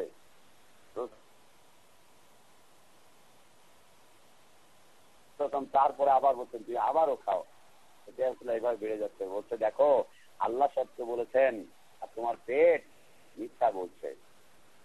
পার্শ্ব প্রতিক্রিয়া আছে। পার্শ্ব প্রতিক্রিয়া আছে, কিন্তু হার্বাল মেডিসিনে নাই। ঠিক বর্তমান তোমার ইসলাম এবং মুসলিমের মধ্যে কোন পার্শ্ব প্রতিক্রিয়া নাই। আল্লাহ যে ইসলামের দাওয়াত দিয়েছিলেন, এই ইসলামের পার্শ্ব প্রতিক্রিয়া ছিল। পার্শ্ব প্রতিক্রিয়া তো বিশাল পার্শ্ব প্রতিক্রিয়া, খালি পার্শ্ব প্রতিক্রিয়া না, বিশাল পার্শ্ব প্রতিক্রিয়া। এই পার্শ্ব প্রতিক্রিয়া হতে হতে সাহাবীরা হিজরত করে চলে গেলেন শাম দেশে, সিরিয়ায় দুইবার। এরপর রসুল হিজরত করে চলে গেলেন। পার্শ্ব প্রতিক্রিয়া গুলো কি? রক্ত ঝরাচ্ছে, পার্শ্ব প্রতিক্রিয়া গুলো কি? তাদেরকে হত্যা করছে, হুমকি ধমকি দিচ্ছে, মাল সম্পদ সব কেড়ে নিচ্ছে। পার্শ্ব প্রতিক্রিয়া গুলো ইসলামের উপরে থাকবেন, আপনার মাল সম্পদ কেড়ে নিবে। ইসলামের উপরে থাকবেন, এলাকা থেকে বের করে দিবে। মনে রেখেন, ধৈর্য ধারণ করেন, আল্লাহ তাআলা এর বদলা দিবেন। এই দুনিয়াতেই বদলা আসবে, আখিরাতেও বদলা পাবেন। এত ভয় ভীত হওয়ার মতো কোনো কারণ নেই। পার্শ্ব প্রতিক্রিয়া এটা হচ্ছে ইসলামের। আপনি যেখানে আছেন সেখানে আপনাকে অনেকেই নিয়ে চিন্তা ভাবনা করছে, তার মানে আপনার ইসলামের পার্শ্ব প্রতিক্রিয়া শুরু হয়ে গিয়েছে। যারা আপনাকে নিয়ে চিন্তা ভাবনা করছে, ওরা আর এই দেশে কাদিয়ানীদেরকে নিয়ে চিন্তা করে না, ওরা এই দেশে মাজার পূজারীদেরকে নিয়ে চিন্তা করে না, ওরা এই দেশে শিয়াদেরকে নিয়ে চিন্তা ভাবনা করে না, ওরা এই দেশে বাতিল কোনো মতবাদকে নিয়ে চিন্তা ভাবনা করে না, ওরা এই দেশে পাশ্চাত্যের পথটা পচা সভ্যতাকে নিয়ে কোনো চিন্তা ভাবনা করে না। ওরা ওদের চিন্তা ভাবনার একমাত্র কেন্দ্রবিন্দু হয়ে গেছে কে? আমি আর আপনি। তার মানে বোঝা যাচ্ছে যে যেই ওষুধ আপনি দিলেছেন এর পার্শ্ব প্রতিক্রিয়া শুরু হয়ে গেছে। এটা হচ্ছে প্রকৃত ইসলাম। ধৈর্য ধারণ করতে হবে। এর কোন এই ক্রিয়ার উপরে কোনো ক্রিয়া থাকবে না, ইটের উপরে পাথর চাপানো যাবে না। ধৈর্য ধারণ করতে হবে, এটাই হচ্ছে ইসলাম। ধৈর্য ধারণ করতে হবে, যতটুকু সম্ভব নিজেকে সেট করে বের করে নিয়ে চলে আসতে হবে। কিন্তু কি করতে হবে? ধৈর্য ধারণ করতে হবে। ক্রিয়া যখন শুরু হয়ে গিয়েছে, মনে রেখেন, আজকে যারা আপনাকে নিয়ে চিন্তা করছে, আল্লাহ তাআলা কালকে, আগামী কালকেই ওখানে আপনাকে একজন তারকা, বিশাল একজন ব্যক্তিত্ব হিসেবে সেখানে স্থাপন করতে পারেন। সময়ের ব্যাপার। যাইব কি করে? চাকরি তো করছেন রাগের। চাকরির প্রথম ট্রেনিং হচ্ছে গালি শিখো, প্রথম ট্রেনিং হচ্ছে গালি শিখো। রাগ যাইব বুঝছিগা? হ্যাঁ, দিতে দিতে পারলেন না, দিয়ে ঠিক করে দিলেই তো হইতো। প্যারেডের মতো দিয়া ঠিক করে দিলেই তো হইতো। তাই আল্লাহ আল্লাহ আমাদের সবাইকে হিদায়াতের উপর রাখেন। আল্লাহুম্মা আমিন, আল্লাহুম্মা আমিন। হুজুর আমিন বলেন। দেখছেন? হ্যাঁ, আমিন বলে না হুজুর। আমরা যে এত চেষ্টা করি হেদায়েতের, হুজুর আমিন বলে না। তার জন্য আমি বারবার আমিন বলার সময় তাকাই, দেখি যে যখনই আমিনের সময় আসে অনুমান করি শুধু আছে। কোরআন পড়ার পরেই আমিন বলে না, আর আমার কথার পরে আমিন বলতে পারে। হ্যাঁ, কি ও নামই আমিন? নামই আমিন, তা তো হয়েই গেছে। যাক, আল্লাহ ভরসা। তো এই যে পার্শ্ব প্রতিক্রিয়া লিখে রেখেছে, পার্শ্ব প্রতিক্রিয়া লিখে রেখেছে, কখনো কখনো তারা আবার বলছে যে না, এর 8-10টা পার্শ্ব প্রতিক্রিয়া দেখা গিয়েছে, কিন্তু এই সাবজেক্টের উপরে এইটার কোনো পার্শ্ব প্রতিক্রিয়া নেই। এটা কার গুণ? যিনি এটাকে তৈরি করেছেন, তার গুণ। এবং তিনি বলে দিচ্ছেন এটাকে যদি ডোজ হিসাবে এত এত দিতে হবে, সকালে একটা, রাত্রে একটা, বাচ্চাদের জন্য এই পরিমাণ, বুড়োদের জন্য ওই পরিমাণ, ডোজও দিয়ে দিচ্ছেন। এখন আপনি কোনোটাই মানলেন না। ও বললো ঠান্ডায় রাখতে, আপনি রাখলেন এটাকে 44% হিউম্যানিটির মধ্যে আপনি রাখলেন, গরমের মধ্যে আপনি রাখলেন, নষ্ট হয়ে যাবে। ও বললো এটাকে হেফাজত করে প্যাকিং করে রাখতে, আপনি এটাকে খুলে ফেলে রেখে দিলেন, ট্যাবলেটগুলোকে খুলে রেখে দিলেন। ও নষ্ট হয়ে যাবে, ও শেষ হয়ে যাবে। ওকে ব্যবহার করলে বিষ হয়ে যাবে, মানুষ খেতে পারবে না, খেলেই মৃত্যুবরণ করবে। টেক্সটার ওষুধ খেয়ে মানুষ মরছে না? মরছে। পাওয়ার কম বেশি হয়ে যাওয়ার কারণে রোগীদের সমস্যা হচ্ছে না? ডাক্তার সাবধান, আল্লাহর কাছে দাঁড়াতে হবে। হ্যাঁ, উল্টা পাল্টা পাওয়ার দিবা, পাবলিক অসুস্থ হবে, আল্লাহর কাছে দাঁড়াতে হবে। তো এই যে সমস্যাগুলো সৃষ্টি হচ্ছে, এটার জন্য দায়ী কি এই কোম্পানির মালিক, নাকি যারা এটাকে কিনে নিয়ে ব্যবহার করছে তারা? যারা ব্যবহার করছে তারা হচ্ছে এটার জন্য দায়ী। খেয়ে মরে যাচ্ছে, এটার জন্য দায়ী কে? হয় ডাক্তার, আর না হলে রুগী। ডাক্তার আর না হলে রুগী। ওষুধটা নষ্ট হয়ে যাচ্ছে, এটার জন্য দায়িত্ব হচ্ছে রুগীর অথবা দোকানদারের। ওষুধ এক্সপায়ার হয়ে যাচ্ছে, এটার জন্য রুগীর দায়িত্ব হচ্ছে রুগীর অথবা ডাক্তারখানার, দোকানদারের। আমাকে আপনাকে আল্লাহ সুবহানাহু ওয়া তাআলা সৃষ্টি করলেন। সৃষ্টি করার পরে আমার আপনার ক্রিয়া প্রতিক্রিয়া কি কি হতে পারে এই বিষয়গুলোকে তিনি লিখে রাখলেন। কতদিন পর্যন্ত চলতে পারি তাও লিখে রাখলেন। কি কি কাজ করলে পরে এই লোকটা ভালোর দিকে চলে যাবে তাও লিখে রাখলেন। আর কি কি কাজ করলে পরে ভালোর দিকে যাওয়ার পরে তার জাযা কি হবে, প্রতিদান কি হবে, সেটাকে আল্লাহ সুবহানাহু ওয়া তাআলা লিখে রাখলেন। আল্লাহর এখানে দোষটা কোথায় লিখে রাখাটা? আল্লাহর এখানে দোষটা কোথায়? আল্লাহু আকবার। সুবহানাকা লা ইলমা লানা ইল্লা মা আল্লামতানা ইন্নাকা আনতাল আলিমুল হাকীম। দুনিয়ার এই ওষুধ কোম্পানিগুলোকে, এই মোবাইল কোম্পানিগুলোকে, এই ব্যাটারি কোম্পানিগুলোকে কেউ দোষারোপ করে না, কিন্তু দোষারোপ করে কাকে? আল্লাহ সুবহানাহু ওয়া তাআলাকে। ওকে আল্লাহ তাআলা বলেছেন যে দেখো এই মাজারের পথে যদি তুমি যাও এটা কিন্তু তোমার পার্শ্ব প্রতিক্রিয়া, খবরদার যেও না। এরপরেও ও যাচ্ছে, এই দোষ আল্লাহ।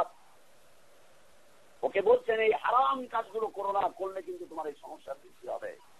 তোমাকে আমি ওটার জন্য সৃষ্টি করিনি, এই কাজগুলো করলে তোমার সমস্যার সৃষ্টি হবে। এরপরেও ও চলে যাচ্ছে। এজন্য দায়ী আল্লাহ, দায়ী আল্লাহ নন, জন্য দায়ী আল্লাহ সুবহানাহু ওয়া তাআলা নন। আল্লাহু আকবার। তাকদীর যদি আমরা মানুষকে বুঝাতে না পারি, ওর ঈমানের পূর্ণতা আসবে না। ঈমানের পূর্ণতা আসবে না, কারণ ঈমানের 6টা স্তম্ভের মধ্যে হতে একটা স্তম্ভ হচ্ছে তাকদীর। এই তাকদীর আপনি মানুষকে বুঝাতে হবে। উদু ইলা সাবিলি রাব্বিকা বিল হিকমাতি ওয়াল মাউইযাতিল হাসানাতি ওয়াজাদিলহুম বিল্লাতী হিয়া আহসান। কোরআনের আয়াতের সাথে সাংঘর্ষিক নয় এমন মিসালকে উপস্থাপন করেন, রাসূলের সুন্নাহর সাথে সাংঘর্ষিক নয় এমন মিসালকে উপস্থাপন করেন, মানুষকে তাকদীর সম্পর্কে বোঝাতে চেষ্টা করেন। এই জাতির অনেক বড় একটা ত্রুটি হচ্ছে, তারা তাকদীরে বিশ্বাস করে না। আর যারা তাকদীরে বিশ্বাস করে তারা তাকদীরকে দোষারোপ করে তারপর বিশ্বাস করে। ভাগ্যের লেখন কে করিবে খণ্ডন, আমার কি বা করার আছে, যা হওয়ার তা হয়েই গেছে। কথা সত্য, ভাগ্যের লিখন কে করিবে খণ্ডন, কিন্তু তোমাকে এই বিষয়ে নিষেধ করে দেওয়া হয়েছিল, বিষয় নিষেধ করে দেওয়া হয়েছিল।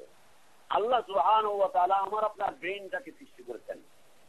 সৃষ্টি করার পরে তিনি এই ব্রেনের বিষয়গুলোকে লিখে রেখেছেন, এই ব্রেনটা কোথায় কোথায় কাজ করবে, এবং এই ব্রেনটাকে পরিচালনা করার জন্য তিনি বিধিবিধান দিয়ে দিয়েছেন, ক্যাটালগ দিয়েছেন, বিধিবদ্ধ একটা বিষয়কে তিনি উপস্থাপন করে দিয়েছেন। এরপরে বলছেন যে দেখো তুমি তোমার এই ব্রেনটাকে নিয়ে নাস্তিকতার দিকে যেও না, শিরকের দিকে যেও না, হারাম কাজের দিকে তুমি যেও না, সুদকে ইসলামাইজ করে জাতির সামনে উপস্থাপন করতে যেও না, রাসূলের আদর্শকে নিয়ে তুমি এভাবে টুকরা টুকরা খণ্ড বিখণ্ড করতে যেও না, একেবারে সবকিছুকে বলে দিয়েছেন করতে যেও না। কিন্তু এই ব্রেনটা ওই কাজটুকু করবে না, এই ব্রেনটা এই কাজটুকু করবে না, ওই কাজটুকু ব্রেনটা করবে না। এই যে ব্রেনটা এই কাজটুকু করবে না, আমাকে আপনাকে আল্লাহ তাআলা হার্ট দিয়েছেন, হৃদয় দিয়েছেন, এই হার্টটা এই কাজটুকু করবে না। এই যে করবে না, এটা হচ্ছে স্রষ্টা হিসাবে তার স্পেশাল একটা গুণ।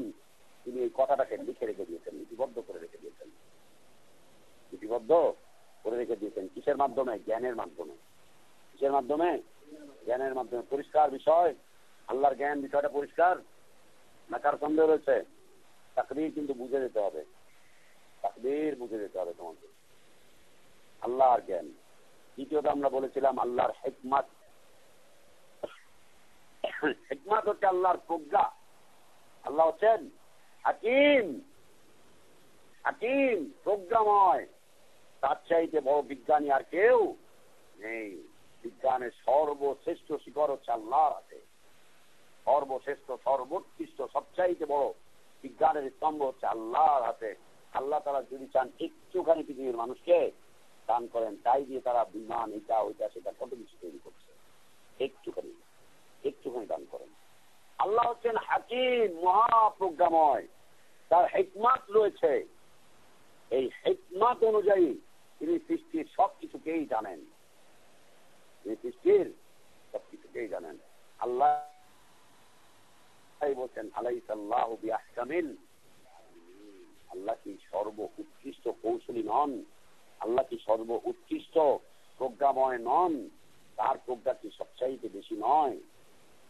আল্লাহ তাআলা তার এই হিকমত অনুযায়ী মানুষের বিষয়াবলীকে তিনি সব জানেন। মানুষকে যখন সৃষ্টি করেছেন, ওর মধ্যে যখন হার্ট দিয়েছেন, ওর মধ্যে যখন ব্রেন দিয়েছেন, সবকিছু দিয়েছেন, এখন এই লোকটা জান্নাতে যাবে না জাহান্নামে যাবে, এইটা আল্লাহ তাআলা তার হিকমতের মাধ্যমে জেনেছেন। জেনে তিনি এটাকে কি করেছেন? এটা হচ্ছে তার হিকমত, তার এটা একটা কৌশল। ও কই যাবে এটাকে লিখে রেখেছেন। আপনাকে আমি এখান থেকে টিকিট করে পাঠিয়ে দিলাম, আপনি এখান থেকে বগুড়ায় যাবেন, বলে দিলাম বগুড়ায় যেতে, যাওয়ার পরে এই কাজগুলো করবেন। এবং গাড়িতেও আমি আপনাকে উঠিয়ে দিলাম, টিকিট করে দিলাম, গাড়িতে উঠিয়ে দিলাম, সাথে কিছু খাদ্য দ্রব্যও দিয়ে দিলাম। আপনি কি করলেন? মাঝখানে গিয়ে আরেকজনের সাথে যোগাযোগ করে কোন একটা 3 নাম্বারি করার উদ্দেশ্যে আপনি আব্দুল্লাহপুরে গিয়ে নেমে চলে গেলেন। আব্দুল্লাহপুরে গিয়ে নেমে আপনি একটা 3 নাম্বারি করতে চলে গিয়েছেন। আমি যখন আপনাকে পাঠাবার সময় আমি আমার ডায়েরিতে লিখে রেখেছি, আমি মাহাদি ভাইকে এত এত তারিখে বগুড়ার উদ্দেশ্যে এই এই বিষয়গুলো দিয়ে আমি পাঠিয়ে দিলাম, লিখে রেখেছি। এটা হচ্ছে আমার একটা জ্ঞান। আর আমার প্রজ্ঞা হচ্ছে আমি আপনাকে চিনে নিয়েছি, আপনি আসলে মানুষটা 3 নম্বর, আপনি কিন্তু রাস্তায় গিয়ে ওখান থেকে রাস্তা ক্রস করে আরেক জায়গায় চলে যাবেন। রাস্তা যে ক্রস করে আপনি আরেক জায়গায় চলে যাবেন, পাঠানোর পরে আবার ওইটাকেও লিখে রেখেছি যে এই লোকটাকে আমি চিনি জানি, এই লোকটা কিন্তু ক্রস করে ফেলবে। এটা হচ্ছে কি আমার স্পেশাল একটা প্রজ্ঞা। এটা হচ্ছে আমার একটা স্পেশাল প্রজ্ঞা। বুঝতে পারছি আমরা বিষয়গুলো? স্পেশাল একটা প্রজ্ঞা। অপরাধীদের সম্পর্কে পুলিশের একটা প্রজ্ঞা আছে। দেশের আইন শৃঙ্খলা যারা নিয়োজিত এই দায়িত্বে, তাদের একটা প্রজ্ঞা আছে, একে ছেড়ে দিলে পরে এই কাজটা করবে। ওকে বলছে তুই কিন্তু এখান থেকে ওখানে যাবি, জামিন হওয়ার পরে বলছে তুই কিন্তু এই কাজগুলো আর করবি না। ও গিয়ে আবার একই কাজ করছে, পুলিশ কিন্তু পিছনে লেগেই আছে, লেগে আছে কেন? এবং রিপোর্ট চলে আসছে। অপরাধীদের সম্পর্কে যে যতটুকু জানে, যেমন মনে করো আমার এখানে তোমরা যারা ছাত্ররা আছো, তোমাদের সম্পর্কে আমার একটা সাধারণ জ্ঞান আছে, এবং তোমাদের উপর আমার একটা স্টাডি আছে যে কে কোন ছেলেটা কি বিষয়, কে কি করতে চাচ্ছে, আমার এই বিষয়টা ভুল হতে পারে, কিন্তু আল্লাহ সুবহানাহু ওয়া তাআলার এই বিষয়টা ভুল নয়। তিনি তাকে মানুষগুলোকে সৃষ্টি করেছেন, সৃষ্টির পরে ওর বিষয়গুলোকে আল্লাহ তাআলা তার জ্ঞানে রেখেছেন। জ্ঞানে রাখার পরে ওকে পাঠিয়েছেন যে যাও তুমি দুনিয়াতে চলে যাও, তোমাকে আবার আমি জান্নাতে ফিরিয়ে আনতে চাচ্ছি, তুমি আবার জান্নাতে ফিরাবে। তোমার জন্য আমি একটা রিটার্ন টিকেট আমি তোমার জন্য ব্যবস্থা করে দিলাম, রিটার্ন টিকেটের ব্যবস্থাপনা করে দিলাম, এই পদ্ধতিতে চলবে। কিন্তু জান্নাতে ফিরে আসবে না, ও মাঝখান দিয়ে ক্রস কানেকশন হয়ে জাহান্নামের দিকে চলে যাবে। এটা আল্লাহ সুবহানাহু ওয়া তাআলা জানেন, এটা হচ্ছে তার প্রজ্ঞাগত জ্ঞান। এই হচ্ছে তিনি হাকিম, হিকমতওয়ালা। তার হিকমত অনুযায়ী তিনি সবকিছু কি করেন জানেন। স্পষ্ট বিষয় না? এতটুকুতে কোনো সন্দেহ আছে? বুঝেছো তোমরা? আমার কথাটা বুঝছো কি?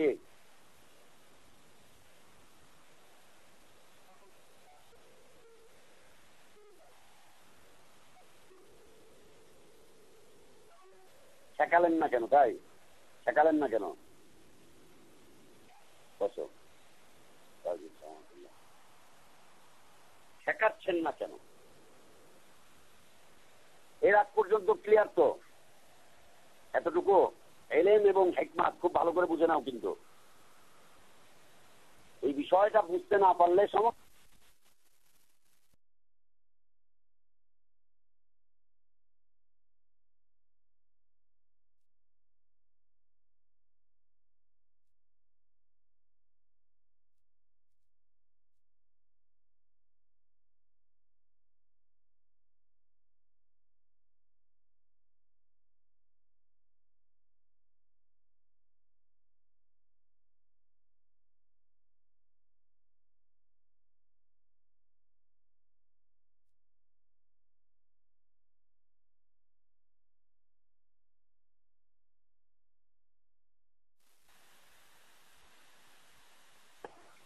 সাহাবাদের যুগেই এই অবস্থার সূচনা হয়েছিল, সাহাবাদের যুগেই। এবং কিছু কিছু মানুষ সাহাবাদের কাছে এসে এই বিষয়টা জানতে চেয়ে নিজেদেরকে পরিশুদ্ধ করতে চেয়েছেন, পরিশুদ্ধ করেছেন। এবং তারা যখন তাদের জাতির কাছে ফিরে যাচ্ছেন, সাহাবী তখন বক্তব্য করে বলছেন যে তুমি তোমার এলাকার মানুষের কাছে গিয়ে জানিয়ে দিও, আর তাদেরকে বলে দিও যে যারা তাকদীরকে অস্বীকার করছে তাদের সাথে আমাদের কোনো সম্পর্ক নেই। কেননা তাকদীর হচ্ছে ঈমানের একটা অঙ্গ। যে ব্যক্তি তাকদীরের উপরে পরিপূর্ণ বিশ্বাস করে না, সে মুসলিম থাকতে পারে না, সে মুমিন হতে পারে না। এই দুইটা বিষয় ক্লিয়ার। আল্লাহ তাআলা তার সাধারণ জ্ঞান অনুযায়ী তিনি জানেন এই মাখলুক কি করবে না করবে, ক্রিয়া কি প্রতিক্রিয়া কি, এই হবে সেই হবে, কি হবে না হবে, এই বিষয়টা জানেন। এবং তিনি তার হিকমত অনুযায়ী, প্রজ্ঞা অনুযায়ীও তিনি জানেন। এই হচ্ছে আমাদের জ্ঞানের আলোচনা কোথায় কোথায় কাজে লাগতেছে। তুমি জীবনে যেখানেই থাকো, আমার জ্ঞানের আলোচনা তোমাদের জন্য কাজে লাগবে। যেখানেই থাকো, যেখানেই যাও, কোরআন সুন্নাহর উপর যদি থাকতে চাও তাহলে জ্ঞানের আলোচনাটা কাজে লাগবে। কারণ জ্ঞানের আলোচনা পুরোটাই আমরা সাজিয়েছি কোরআন এবং হাদিসের আলোকে, পুরোটাই সাজিয়েছিলাম কোরআন এবং হাদিসের আলোকে, কাজে লাগবে এটা। আল্লাহ সুবহানাহু ওয়া তাআলা তার প্রজ্ঞা দিয়ে, তার হিকমত দিয়ে তিনি জেনে নিয়েছেন যে ও মাস্টার থেকে ক্রস কানেকশন হয়ে আলাদা রাস্তায় চলে যাবে, ডাইভার্সন চলছে, ডাইভার্সন হয়ে আলাদা চলে যাবে, অন্য রাস্তায় চলে যাবে। এটা তো আল্লাহ সুবহানাহু ওয়া তাআলা জেনে নিয়েছেন। 3 নম্বর বিষয় আমরা যেটা বলেছিলাম সেটা হচ্ছে যে তিনি তার আমাল অনুযায়ী, কৌশল অনুযায়ী বিষয়গুলোকে জানেন এবং আমাল অনুযায়ী তিনি এগুলোকে লিপিবদ্ধ করে রেখেছেন। আমালটা কি? এটা হচ্ছে কাজের অন্তর্ভুক্ত। আল্লাহ যখন সৃষ্টি করেছেন তখন তার ভাগ্যকে তিনি লিপিবদ্ধ করে রাখবেন। এটা হচ্ছে কার কাজ? আল্লাহর কাজ। এটা মাখলুকের কাজ নয়, এটা মালাইকার কাজ নয়। কারণ মালাইকা আমাকে তোমাকে কাউকে সৃষ্টি করতে পারে নাই। মালাইকারা জমিন আসমান কোনো কিছুকে সৃষ্টি করতে পারেনি। সৃষ্টি করেছেন কে? আল্লাহ সুবহানাহু ওয়া তাআলা। আল্লাহ যখন সৃষ্টি করেছেন ভালো মন্দ সবকিছুকে লিপিবদ্ধ কে করে রাখবেন? আল্লাহ সুবহানাহু ওয়া তাআলাই করে রাখবেন। এই যে আল্লাহ তার জ্ঞান অনুযায়ী, তার হিকমত অনুযায়ী এবং তার আমাল বা কৌশল অনুযায়ী আল্লাহ সুবহানাহু ওয়া তাআলা সৃষ্টিকুলের ভাগ্যকে লিপিবদ্ধ করে রেখেছেন, নির্ধারণ করে রেখেছেন এবং নির্ধারিত বিষয়টাকে তিনি লিপিবদ্ধ করে রেখেছেন, নির্ধারণ করে রেখেছেন এবং নির্ধারিত বিষয়টাকে তিনি লিপিবদ্ধ করে রেখেছেন। লিপিবদ্ধ করে রেখেছেন কবে? মানুষকে সৃষ্টি করার 50,000 বছর পূর্বে, পৃথিবীকে সৃষ্টি করা, মানুষকে সৃষ্টি করা 50,000 বছর পূর্বে তিনি এই বিষয়কে মাখলুকের এই তাকদীরকে তিনি মুকদ্দার বিষয়টাকে, নির্ধারিত বিষয়টাকে তিনি লিখে রেখেছেন। কি অনুযায়ী? ইলম, হিকমত এবং আমাল। ইলম, হিকমত এবং আমাল, ইলম, হিকমত এবং আমাল অনুযায়ী তিনি লিপিবদ্ধ করে রেখেছেন। বিষয় ক্লিয়ার? মাথায় থাকবে তো? মাথায় থাকবে তো? এটা হচ্ছে আল্লাহর কাজ যে আল্লাহ তাআলা এই বিষয়গুলোকে নির্ধারণ করবেন। কারণ তিনি সৃষ্টি করেছেন, তিনি সৃষ্টি করেছেন। অতএব সৃষ্টি করার পরে সৃষ্টির কি কি ঘটবে না ঘটবে এটা লিখে রাখা কার কাজ? আল্লাহর কাজ। নির্ধারণ করে দেওয়া কার কাজ? আল্লাহর কাজ। ভালো মন্দ জানিয়ে দেওয়া কার কাজ? আল্লাহর কাজ। ভালোর দিকে আহ্বান করা কার কাজ? আল্লাহর কাজ। খারাপের থেকে নিষেধ করা কার কাজ? আল্লাহর কাজ। বুঝে গেছে? আমালটা হচ্ছে আমাল।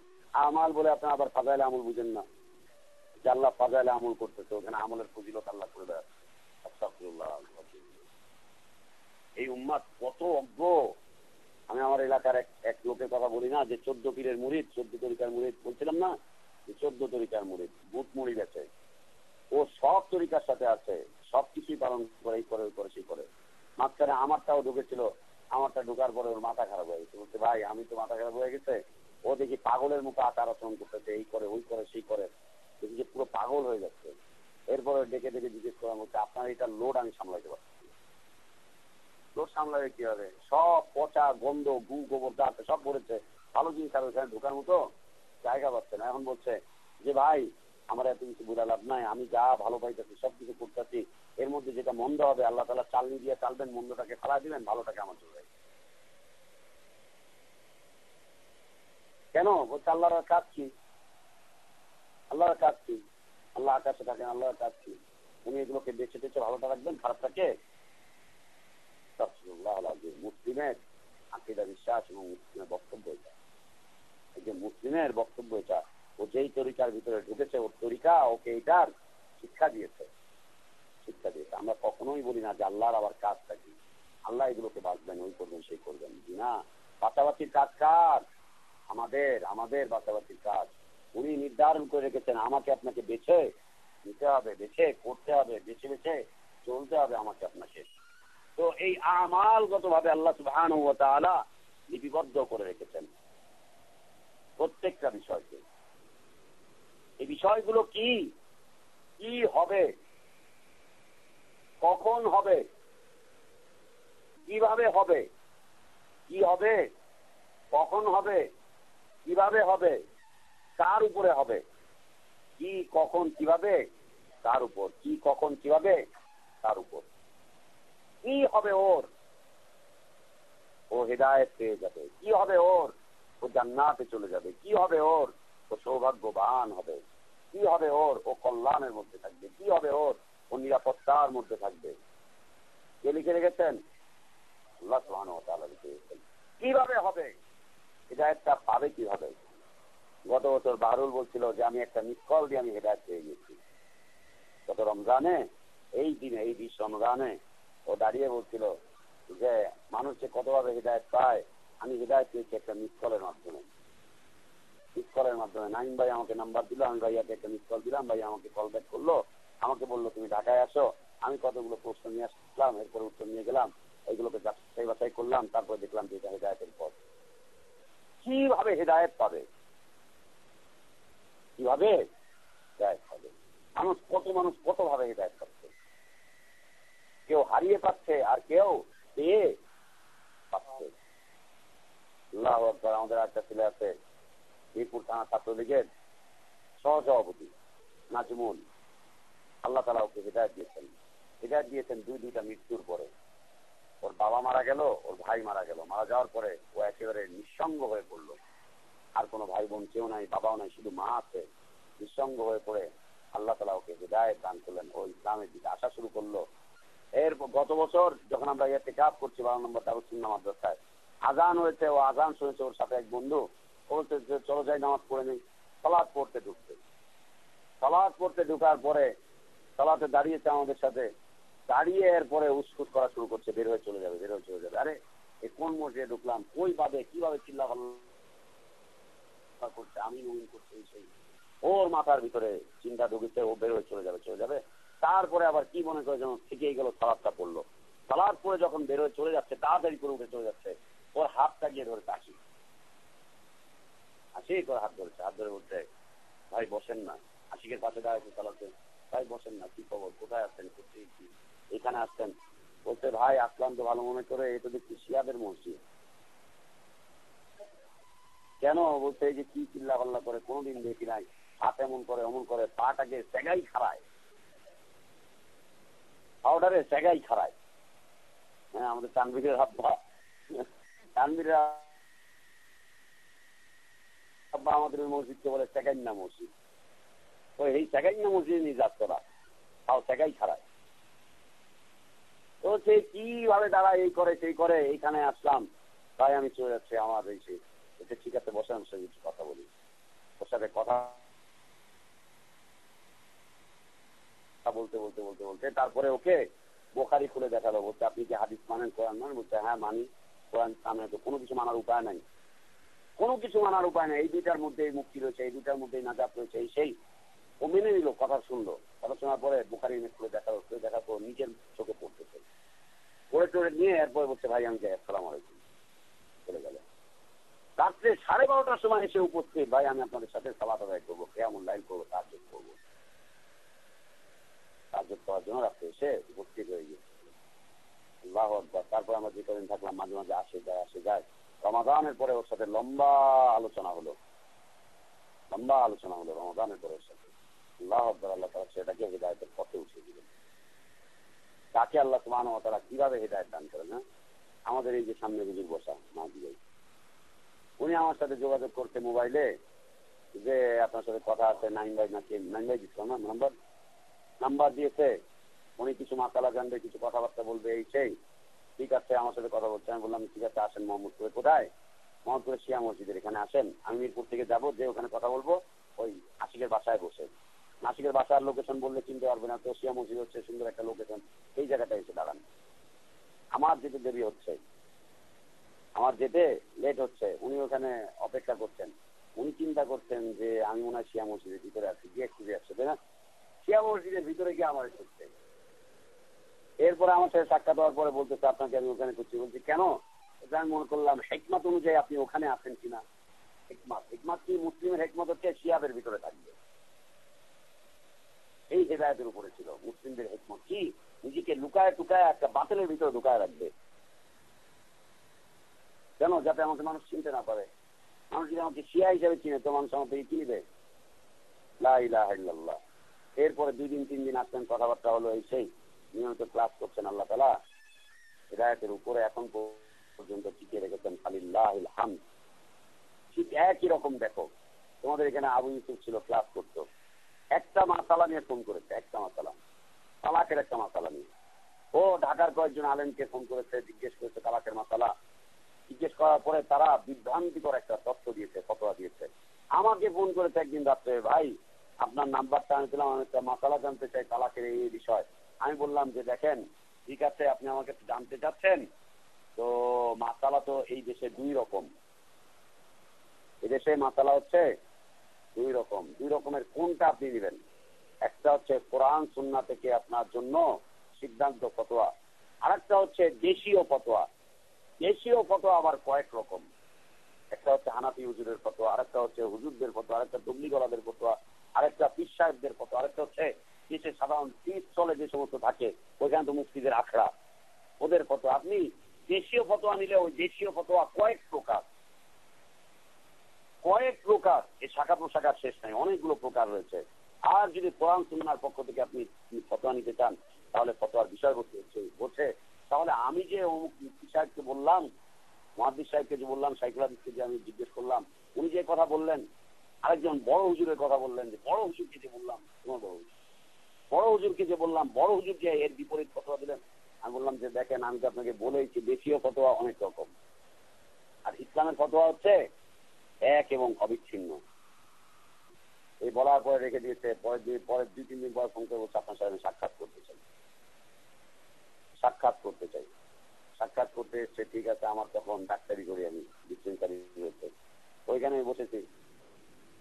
এসে তাকিয়ে বলছে এ কেমন কথা, এ কেমন অবস্থা। এসে দেখছে যে আমি আর আমার সাথে আশিক বসা, আমরা একটা বিষয় নিয়ে আলোচনা করছিলাম, আশিক বসা। তো দেখে দেখে চলে না যে ধর একটা দিনী ব্যক্তির কাছে আসলাম, আলেমের কাছে আসলাম, একটা জাঁকজমক অবস্থায় দেখবো, একটা সংগঠন আছে, অফিস আছে, একটা আলোচনা বিষয় নিয়ে বসে আছে, খাদেম খুদ্দাম আছে, এই আছে সে আছে, ওর কাছে চয়েস পছন্দ হলো মানুষের কি আলা এরকম। আবার আমি একটা প্যান্ট আর একটা গেঞ্জি করে দিচ্ছি, এ তো আরো সমস্যা। ওরা দুইজন এসছে, দুইজনই জুব্বা টুব্বা পরে এসছে, আর একজনের মাথা তো পাগড়ি পেটানো, লম্বা প্যাট। ওর সাথে ওদের এলাকার একটা ছেলে নামুন, ও পাগড়ি পুগড়ি পেঁচায় এসছে, আর ইউসুফ এসছে জুব্বা পরে। দুইজনই জুব্বা পরা, একজন হচ্ছে পাগড়ি পুগড়ি লাগানো। আর আমার কাছে এসছে দিন বোঝার জন্য। আমি দেখছি আমার প্যান্ট আর গেঞ্জি করে বোঝা দিচ্ছে দোকানে।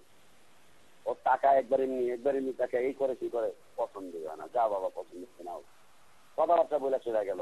ওই মাধ্যম দিয়ে আল্লাহ সুবহানাহু ওয়া তাআলা হিদায়াতের পথে ওকে এখন পর্যন্ত টিকিয়ে রেখেছেন। আলিল্লাহিল হামদ। এইরকম একটা একটা করে মানুষ বিভিন্ন ভাবে হিদায়াত পেয়ে যায়, বিভিন্ন ভাবে মানুষ হিদায়াত পেয়ে যায়। আল্লাহ সুবহানাহু ওয়া তাআলা তাই বলছেন, আল্লাযীনা জাহাদু ফিনা লানাহদিয়ান্নাহুম সুবুলানা। এই সুবুলানার ব্যাখ্যা আবার মানুষ করেছে যে সুবুল তো একটা হওয়া উচিত। ও তখন আমি বলছেন সুবুল হচ্ছে কয়টা? একটা। আর অসংখ্য পথ হচ্ছে শয়তানের পথ। আল্লাহ যে এখানে বলছেন আল্লাহ শয়তানের পথ দিয়ে বা অসংখ্য পথ দিয়ে হেদায়েত দেয়, তাহলে শয়তানের পথে চলেও মানুষ হেদায়েত পেতে পারে। আস্তাগফিরুল্লাহ ওয়া আতুবু ইলাইহি। শয়তানের পথে চলে মানুষ হেদায়েত পেতে পারে না। হেদায়েতের এরকম ছোট ছোট অনেকগুলো রাস্তা আছে, হেদায়েতের এরকম বড় বড় অনেকগুলো রাস্তা আছে। আমরা গত কয়েকদিন আগে জুবাইর ইবনে মুতাইম রাদিয়াল্লাহু আনহুর ইসলাম কবুল সম্পর্কে আলোচনাটা পেশ করলাম, যে উনি একটি আয়াতের তেলাওয়াত শুনতেন আল্লাহ রাসূল সাল্লাল্লাহু আলাইহি ওয়াসাল্লামের মুখে। আর তিনি বলছেন আমার আত্মা যেন উড়ে চলে গেল, আমি যেন আকাশে শূন্যে ভাসছি, আমার যেন কোনো অস্তিত্বই নাই। এরপরে তিনি নিজের অজান্তে বলে উঠছেন আশহাদু আল্লা ইলাহা ইল্লাল্লাহ। জুবাইর ইবনে মুতাইম রাদিয়াল্লাহু আনহুর ইসলাম কবুল আর ওমর ইবনুল খাত্তাবের ইসলাম কবুলের রাস্তা এক। ইসলাম একটা তাদের, কিন্তু ইসলামে আসার রাস্তা এক একজনের উপরে এক একভাবে আল্লাহ তাআলা কাজে লাগাচ্ছেন।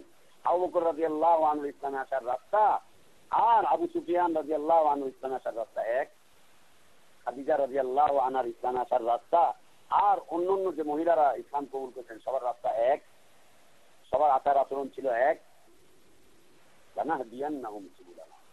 আমি তাদেরকে হেদায়েত দিব অসংখ্য রাস্তা দিয়ে।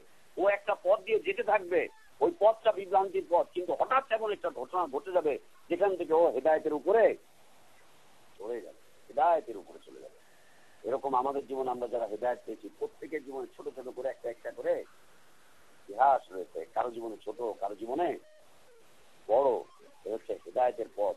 এই যে হেদায়েতের পথগুলো আল্লাহ সুবহানাহু ওয়া তাআলা লিখে রেখেছেন যে ও কিভাবে হেদায়েত পাবে, কিভাবে হেদায়েত পাবে, কিভাবে পাবে ও হেদায়েত, কি হবে, কিভাবে হবে, কোথায় হবে, হেদায়েতটা কোথায় পাবে। এদেশে কোরআন সুন্নাহর এত পাবলিশের চলছে, এত দাওয়াত চলছে, এই চলছে সে চলছে। আল্লাহ সুবহানাহু ওয়া তাআলা আমাকে এই দেশ থেকে ৫,৫০০ কিলোমিটার দূরে নিয়ে ওইখানে নিয়ে হেদায়েত প্রদান করলেন। ওইখানে নিয়ে আল্লাহ তাআলা আমাকে হেদায়েতের আলো দেখালেন।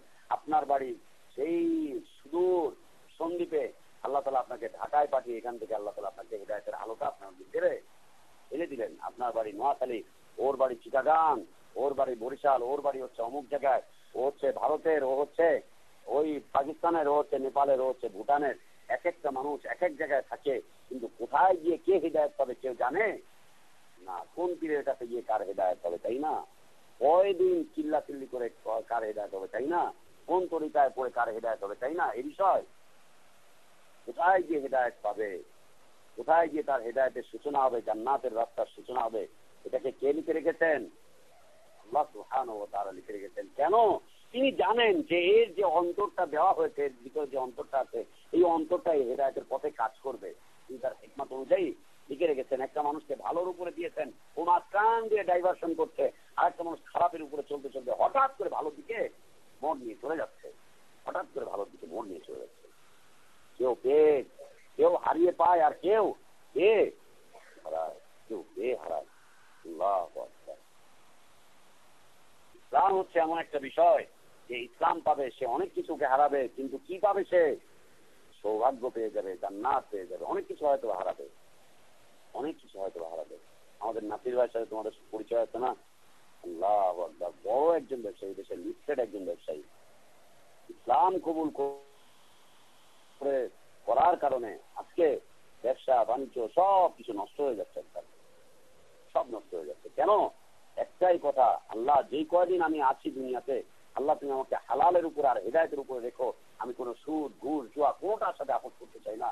আল্লাহ আমি মরবো আর সাথে সাথে আমি জান্নাতে যেতে চাই। আল্লাহ তুমি আমাকে হারাম কোনো কিছুর পথে নিও না। এই যে সাক্ষ্য, এই যে শাহাদা, এই শাহাদার কারণে অসংখ্য ব্যবসা বাণিজ্য সবকিছু নষ্ট হচ্ছে, কিন্তু আল্লাহ তাআলা তাকে দিনের উপরে দল রেখেছেন। কেউ পেয়ে হারায় আর কেউ না পেয়ে। কোথায় গিয়ে হবে, কি হবে, কেমন হবে, কোথায় গিয়ে হবে, এই বিষয়টা কে জানেন? আর একটা কি বললাম, তার উপর দিয়ে হবে, কি কোথায় কেমন এবং তার উপর দিয়ে। এই কার উপর দিয়ে কোন বিষয়টা যাবে, তার উপর দিয়ে কোন বিষয়টা যাবে, কার উপর দিয়ে সৌভাগ্য যাবে, কে সৌভাগ্যবান হবে আর কেউ দুর্ভাগ্য হবে, এই বিষয়টা আল্লাহ সুবহানাহু ওয়া তাআলা তার জ্ঞান অনুযায়ী তিনি লিপিবদ্ধ করে রেখেছেন, তার হিকমত অনুযায়ী তিনি লিপিবদ্ধ করে রেখেছেন, তার আমাল অনুযায়ী তিনি লিপিবদ্ধ করে রেখেছেন। এবং এটা হচ্ছে তার জন্য একেবারে সহজ একটা বিষয়, একদম সহজ একটা বিষয়। কারণ তিনি স্রষ্টা, তিনি রব, তিনি প্রয়োজন মিটাচ্ছেন, তিনি সবকিছু দিচ্ছেন। তিনি এই আমাকে আপনাকে তো ছোট্ট একটা মাখলুক, আমার আপনার সাথে বড় বড় মাখলুক আছে না? বিশাল বড় বড় মাখলুক আছে, বিশাল বড় বড় মাখলুক। কালকে এখান থেকে যখন বেরোচ্ছি বাসানটাক মোড়ে গিয়ে এক হাতি দেখলাম। ওই হাতির কাছে আমার মনে হলো যে আমি মশা। মানুষের হাতের কাছে মশার যেমন অবস্থা, মশার যেমন অবস্থা, ছোট্ট কিছুই না, মানুষের ওজনের সাথে মশার কোনো মিলে। এরপরেও দেখেন 10টা থাপ্পড় মারার পরে একটা মশা মরে। গালের মধ্যে মশা বসে দিল, ঠাস করে মশা উড়ে চলে গেল, গালটা দিল ব্যথা। আল্লাহ মশার কাছেও মানুষকে দুর্বল করে রেখেছেন। সুবহানাল্লাহ। একটা মশার কাছে আল্লাহ তাআলা মানুষকে দুর্বল করে রেখেছেন, একটা মাছির কাছে আল্লাহ সুবহানাহু ওয়া তাআলা মানুষকে দুর্বল করে রেখেছেন, দুর্বল করে রেখেছেন। বিশাল হাতি দেখলাম, আমার মনে হলো হাতিকে যদি এক পাল্লায় উঠানো হয় আর আমাকে যদি এক পাল্লায় উঠানো হয়, আল্লাহ কি অবস্থা দাঁড়াবে, অবস্থাটা কি দাঁড়াবে। লা ইলাহা ইল্লাল্লাহ। এই ছোট্ট একটা প্রাণী আল্লাহ সুবহানাহু ওয়া তাআলা আমাকে আপনাকে সৃষ্টি করেছেন। আমার আপনার চাইতে অনেক অনেক অনেক বড় বড় প্রাণীকে আল্লাহ সুবহানাহু ওয়া তাআলা সৃষ্টি করেছেন, যাদের সবগুলো প্রয়োজন আল্লাহ সুবহানাহু ওয়া তাআলা মিটাচ্ছেন, তাদের সবগুলো প্রয়োজন আল্লাহ সুবহানাহু ওয়া তাআলা মিটাচ্ছেন। আর তিনি জানবেন না যে এরা কি করবে, কোথায় করবে, কেমন করবে আর কিভাবে করবে, এটা তিনি জানবেন না। এটা না জানাটা হচ্ছে অযৌক্তিক, না জানাটা হচ্ছে অযৌক্তিক, জানাটা হচ্ছে যৌক্তিক। না জানাটা হচ্ছে শরীয়তের পরিপন্থী, আর জানাটাই হচ্ছে শরিয়াত, জানাটাই হচ্ছে শরিয়াত। লিপিবদ্ধ না করে রাখাটা হচ্ছে অযৌক্তিক, লিপিবদ্ধ করে রাখাটাই হচ্ছে যৌক্তিক। লিপিবদ্ধ না করাটা হচ্ছে গায়রে শরিয়াত, আর লিপিবদ্ধ করে রাখাটা হচ্ছে আল্লাহর সুন্নাত, এটা আল্লাহর পক্ষ থেকে লিখে রাখা। এটাই যুক্তিযুক্ত যে আপনি কি করবেন, কোথায় করবেন, কেন করবেন, কিভাবে করবেন, কি হবে কি হবে না, কি খাবেন কি খাবেন না, কতদিন থাকবেন কতদিন থাকবেন না, কোনটা দিয়ে কি হবে না হবে। এটা যদি একটা ওষুধ কোম্পানি লিখে রাখতে পারে, ওষুধ কোম্পানির জ্ঞান আর কতটুকু।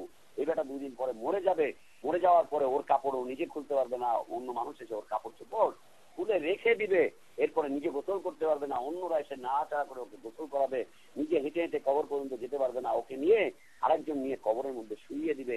এই মানুষটা যদি এই ওষুধ সম্পর্কে, এই মোবাইল সম্পর্কে, এই বাড়িটা সম্পর্কে, এই ফ্যানটা সম্পর্কে, ব্যাটারি সম্পর্কে লিখে রাখতে পারে, আমার আল্লাহ তো তোমাদেরকে সবাইকে সৃষ্টি করেছেন, হাজার হাজার লক্ষ কোটি অগণিত বিজ্ঞানী তিনি সৃষ্টি করেছেন, অগণিত ডাক্তার, ইঞ্জিনিয়ার, ব্যারিস্টার, এটা ওইটা সেটা সবকিছুকে তিনি সৃষ্টি করেছেন, অসংখ্য বিশাল বিশাল মাখলুককে তিনি সৃষ্টি করে রেখেছেন। তিনি জেনে থাকবেন, তার জানা থাকবে, তার ইলমে থাকবে, তার হিকমতের মধ্যে থাকবে, তার আমালের মধ্যে থাকবে। এটাই হচ্ছে যুক্তিযুক্তিক, এটাই হচ্ছে ঈমান। আর এর পরিপন্থীটা হচ্ছে ঈমান বিধ্বংস বিষয়। যাই যুক্তিযুক্ত, যাই শরীয়ত। এখন এটাকে বলছে যে আল্লাহ যখন লিখে গেছে, আমি আর এটাকে পার করি কি করে। তুমি পার করতে চাচ্ছ না, এটা আল্লাহ তাআলা জানেন, জেনে আল্লাহ তাআলা তোমার তাকদীর ওটাকে সহ্য করে রেখেছেন। তুমি পার করতে চাইবে না, এটা আল্লাহ জানেন। তুমি জান্নাতের পথে যেতে চাও না, এটা আল্লাহ তাআলা জানেন। তুমি কাজ করতে চাও না, এটা আল্লাহ সুবহানাহু ওয়া তাআলা জানেন। তুমি তাওহীদের পথে অগ্রসর হবে না, এটা আল্লাহ সুবহানাহু ওয়া তাআলা জানেন। কারণ জানার পরে তিনি কেন বাধা দিচ্ছেন না, তাই তো বাধা দিতে হবে নাকি? ওষুধ কোম্পানিগুলো তোমাকে ওষুধ ছেড়ে বাধা দেয়? কোম্পানি থেকে বেরোচ্ছে, ম্যানুফ্যাকচারিং হচ্ছে, মার্কেটে সব চলে যাচ্ছে, যে যা ইচ্ছা তাই করো। কোটি টাকার ওষুধ ছেড়ে তুমি বাজারে ডাস্টবিনে ফেলে দাও, সমস্যা। কোম্পানির কোন লস আছে? একটা কোম্পানি থেকে সারা বছর যে ওষুধ বের হচ্ছে, এই ওষুধ যদি কোনো আর একটা ব্যবসায়ী একসাথে জমায়েত করে নিয়ে নদীতে ফেলে দেয়, কোম্পানির কোন লস হবে? কোন লস হবে?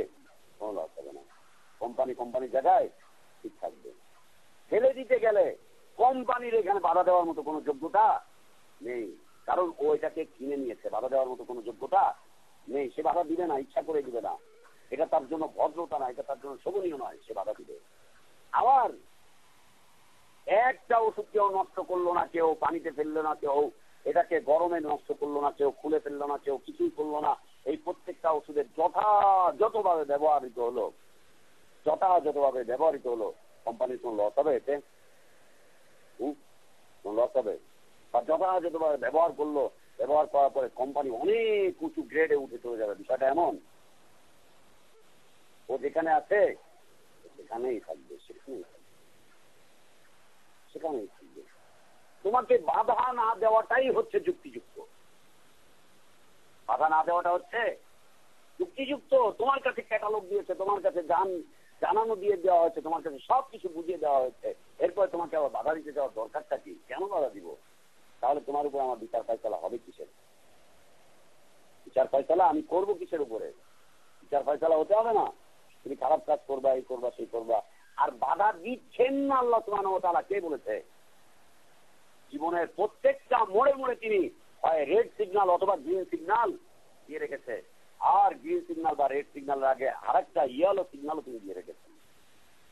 জীবনের প্রত্যেকটা বাঁকে প্রত্যেকটা মোড়ে তিনি দিয়ে রেখে দিয়েছেন। তুমি যদি বলো যে তোমার চুলটা ধরে টেনে ওইভাবে করে ফেলে দিতে হবে, যা বেটা তুই এটা করিস না, এটা যখন করবে তখন তুমি বলবা আল্লাহ তুমি কত বড় জালেম, আমি এই কামটা করতে চাইতেছিলাম, তুমি আমার এটা করতে দিলাবা। তাই করবে না? তাই করবে না কি? কোন বিষয় বুঝছো না? দাঁড়াও,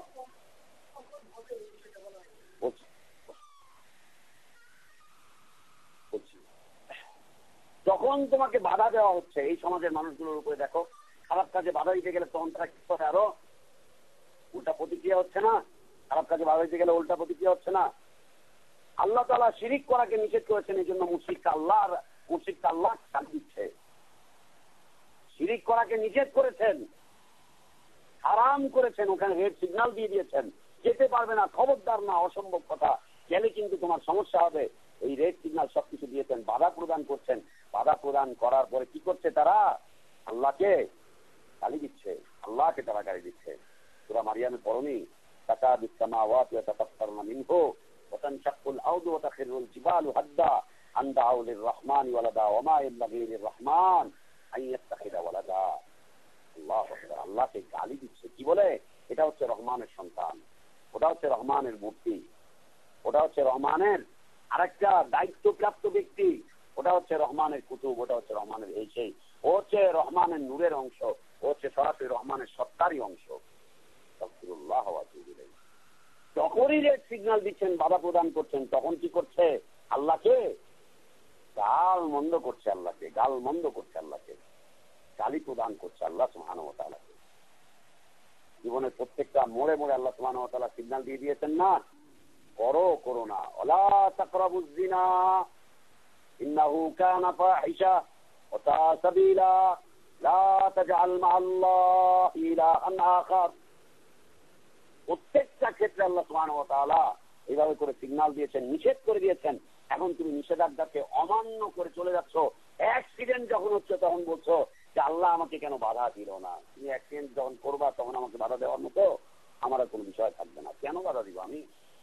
ট্রাফিক সিগন্যাল গুলো বসে আছে, সিগন্যাল গুলো নিয়মিত চলছে, এবং যখন রেড সিগন্যাল জ্বলবে তখন সব ওখানে দাঁড়িয়ে থাকতে হবে। বাংলাদেশের অবস্থা হচ্ছে ভিন্ন, রেড সিগন্যালে গাড়ি চলে আর গ্রিন সিগন্যালে গাড়ি চলতে থাকে। আজব দেশ বললাম, রেড সিগন্যালে গাড়ি চলতে থাকে। ট্রাফিক সিগন্যাল দিয়ে রেখেছে নিরাপত্তার জন্য, যখনই এটাকে ভঙ্গ করবে সামনে গিয়ে অ্যাক্সিডেন্ট হবে। অ্যাক্সিডেন্ট হওয়ার সাথে সাথে পুলিশ এসে কি করবে? তোমাকে আদর করে, জামাই আদর করে পেপসি খাওয়াবে, তোমাকে ম্যাকডোনাল্ডসে নিয়ে যাবে, পিজা খাওয়াবে, সবকিছু করবে, তাই না? কি করবে? খোয়ারে নিয়ে ভরবে। বেটা অ্যাক্সিডেন্ট করলি কেন? বেটা অ্যাক্সিডেন্ট করলি কেন?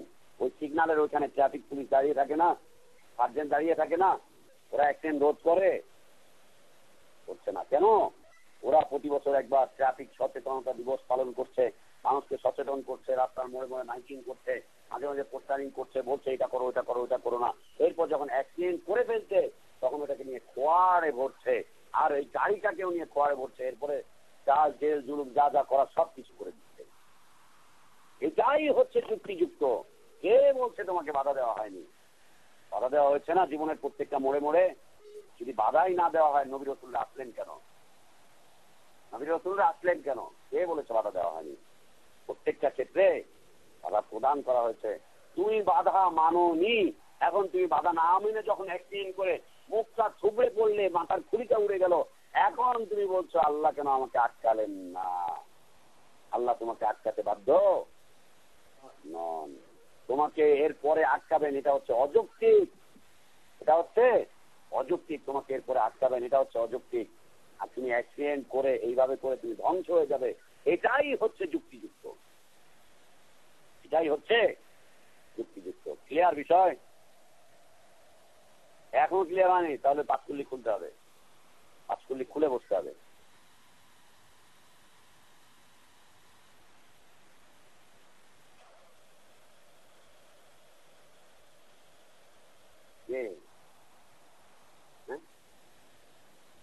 সালাম। একটু প্রোগ্রাম চলছে, আর একটু সময় লাগবে। হ্যাঁ, রান্না আছে, আমাদের তো রান্না করে খাওয়ায় না। নাইম ভাইকে পাঠাই। আমাদের এখানে কনফারেন্স চলতেছে, বিদেশের লোকজন রয়েছে আমার এখানে আলোচনা। এরপরে যদি না বুঝতে পারো, আসলে বুঝাবার মতো আর ক্ষমতা নাই। সবার বোঝা হয়েছে বিষয়টা?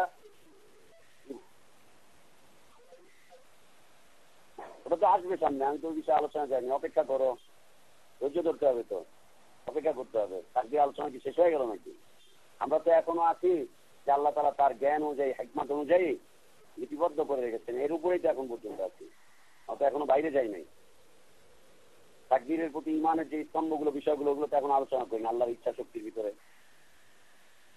তো এটাই হচ্ছে যুক্তিযুক্ত। তোমাকে জীবনের প্রত্যেকটা বাঁকে বাঁকে তোমার জন্য আল্লাহর পক্ষ থেকে বিধান চলে এসেছে।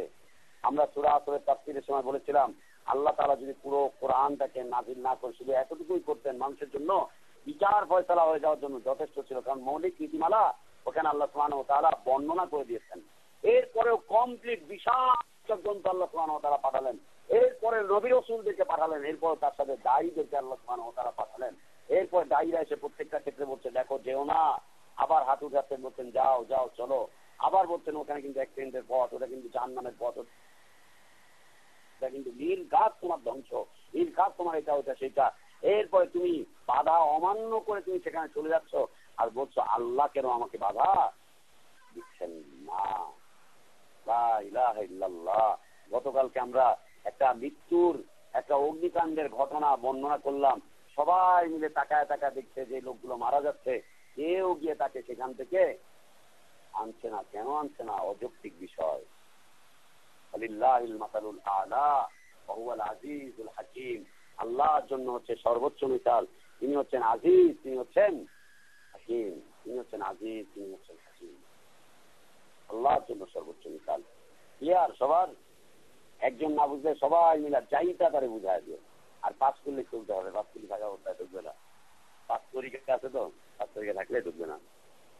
তো এ হচ্ছে বিষয়। আর এই বিষয়টা আল্লাহর জন্য একেবারেই একেবারেই সহজ। আল্লাহর জন্য বিষয়টা হচ্ছে একদম সহজ, একদম খুব সহজ এবং সাবলীল। আসি তাকদীরের প্রতি ঈমান। তাকদীরের প্রতি ঈমান চারটি বিষয়ের সমন্বিত অবস্থান। চারটি বিষয়ের সমন্বিত অবস্থান হচ্ছে তাকদীরের প্রতি ঈমান। চারটি বিষয়ের সমন্বিত অবস্থান।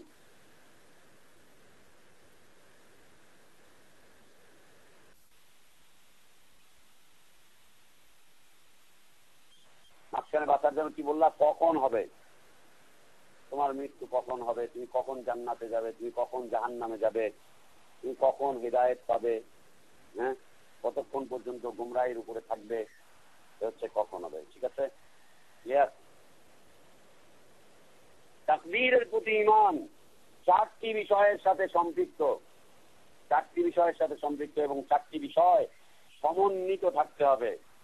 চারটি বিষয় সমন্বিত থাকতে হবে। চারটা বিষয়ের একসাথে সমন্বয় হতে হবে। এই সমন্বয় না থাকলে তাকদীরের প্রতি ঈমানের বাস্তবায়ন হবে না, কখনোই বাস্তবায়ন হবে না। চারটি বিষয়, চারটির সমন্বয় থাকতে হবে। এক নম্বর,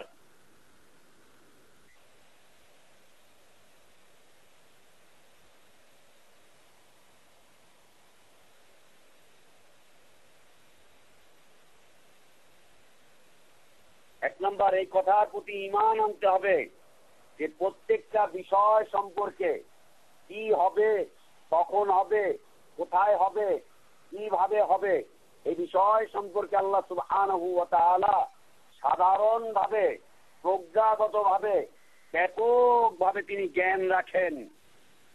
সাধারণভাবে, প্রজ্ঞাগতভাবে এবং ব্যাপকভাবে তিনি এই বিষয়ের জ্ঞান রাখেন। এই কথাকে বিশ্বাস করতে হবে। ব্যাপকভাবে তিনি জ্ঞান রাখেন, প্রজ্ঞার সাথে তিনি জ্ঞান রাখেন, সাধারণভাবে তিনি এই বিষয়ের জ্ঞান রাখেন। যা সৃষ্টির পূর্বেও ছিল, সৃষ্টির পরেও আছে এবং আগামীতেও যা থাকবে, আগামীতেও যা থাকবে। যা মানুষকে সৃষ্টি করার আগেও ছিল, সৃষ্টি করার সময়ও ছিল এবং সৃষ্টি করার পরেও যা আছে এবং অনন্তকাল যা থাকবে, অনন্তকাল যা থাকবে, এই বিষয়ে আল্লাহ সুবহানাহু ওয়া তাআলা সাধারণভাবে এবং ব্যাপকভাবে জ্ঞান রাখেন। এক নম্বর বিষয়, সাধারণভাবে, ব্যাপকভাবে এবং হিকমতিভাবে, প্রজ্ঞাগতভাবে তিনি এই বিষয়ের জ্ঞান রাখেন। এই বিষয়টা মাখলুকের কথার দিকের হতে পারে, মাখলুকের কথার দিক থেকে হতে পারে, এই বিষয়টা মাখলুকের আমলগত হতে পারে, এবং এই বিষয়টা মাখলুকের অন্তর্গত হতে পারে।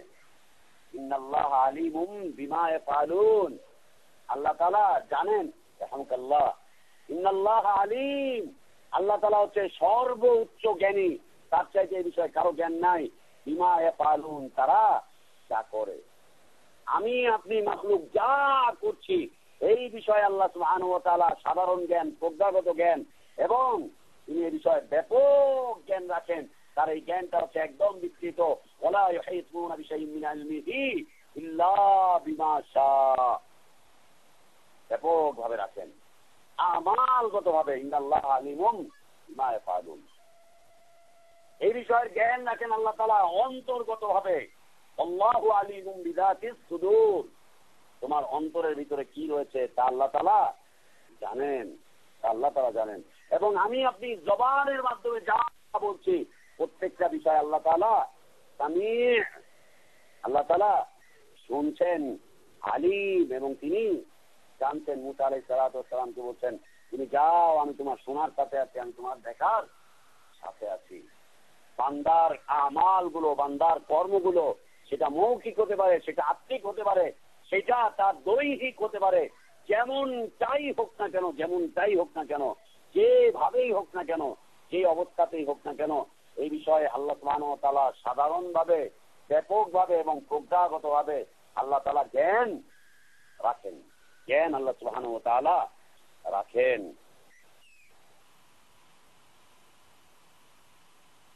দুই নম্বর, এই যে জ্ঞানটাকে আল্লাহ সুবহানাহু ওয়া তাআলা রাখেন, এই জ্ঞানটাকে তিনি শুধুমাত্র জ্ঞানের মধ্যেই সীমাবদ্ধ রাখেননি, এটাকে তিনি লিপিবদ্ধ করে লাওহে মাহফুজে রেখে দিয়েছেন।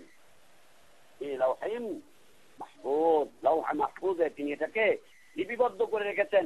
ডায়েরির মধ্যে সব কিছু লেখা হয়ে গিয়েছে। আব্দুল করিম কি করবে, আমিন সাহেব জোরে আমিন বলবে না আস্তে আমিন বলবে, আমিন সাহেব লুঙ্গি ধরে রাখবে না, আমিন সাহেব বুকে হাত বাঁধবে, আমিন সাহেব দেওবন্দে চলবে না, আমিন সাহেব রাসূল সাল্লাল্লাহু আলাইহি ওয়াসাল্লাম সুন্নাহ অনুযায়ী চলবে। সব কিছু আল্লাহ সুবহানাহু ওয়া তাআলা লিখে রেখেছেন। লিখে রাখার পরে আল্লাহ সুবহানাহু ওয়া তাআলা এটাকে আবার ডায়েরিটাকে বন্ধ করে দিয়েছেন, বন্ধ করে দিয়েছেন, বন্ধ করে রেখেছেন। আল্লাহ বলছেন যে কলম শুকিয়ে গিয়েছে, ডায়েরি বন্ধ হয়ে গিয়েছে, এবং তাকে উঠিয়ে রাখা হয়েছে একদম সংরক্ষিত জায়গায়, সংরক্ষিত জায়গা তাকে রেখে দেওয়া হয়েছে। এই ডায়েরি আর ওখান থেকে নামবে না, এই ডায়েরি আর খুলবে না, এই ডায়েরিতে নতুন করে আর কিছু লেখা হবে না। লেখা হয়ে গিয়েছে, লেখা হয়ে গিয়েছে, একদম লেখা হয়ে গিয়েছে। তো আল্লাহ সুবহানাহু ওয়া তাআলা যে বিষয়গুলো সম্পর্কে জানেন, সেগুলোকে তিনি কি করেছেন, লিখে রেখেছেন। আল্লাহ সুবহানাহু ওয়া তাআলা সূরা হজ আয়াত নাম্বার 70 তিনি বলছেন,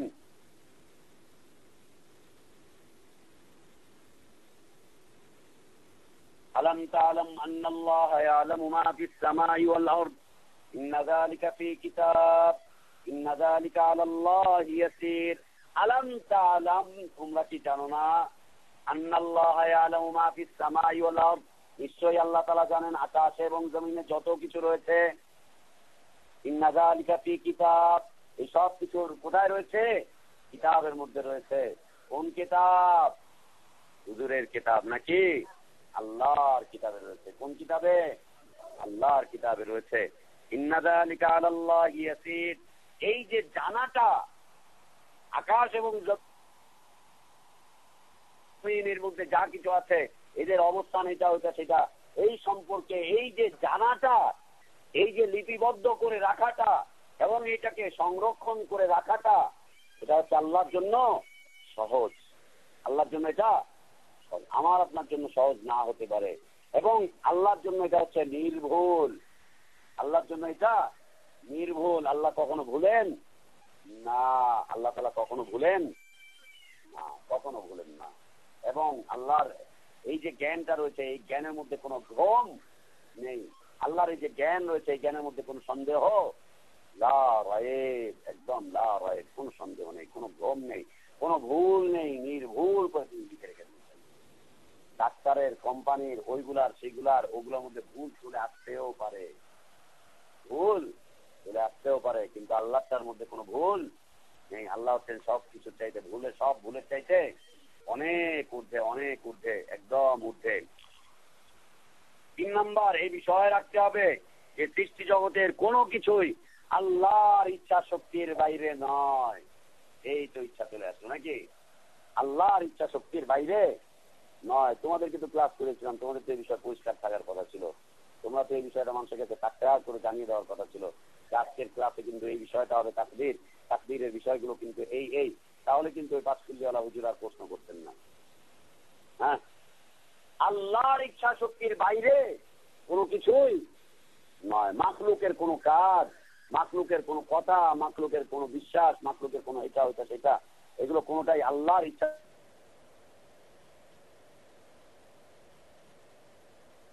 শক্তির বাইরে নয়। কোনোটাই আল্লাহর ইচ্ছা শক্তির বাইরে নয়। সব কিছু আল্লাহর ইচ্ছা শক্তির মধ্যে, চাই সেটা আল্লাহর নিজের কর্ম সম্পর্কে হোক অথবা সেটা মাখলুকের কর্ম সম্পর্কে। আল্লাহর কর্ম সম্পর্কে যা যা আছে, আল্লাহর যতগুলো আমাল রয়েছে, সিফাত রয়েছে, এই বিষয়ে যা যা হচ্ছে সবগুলো হচ্ছে আল্লাহর ইচ্ছা শক্তির অধীনে।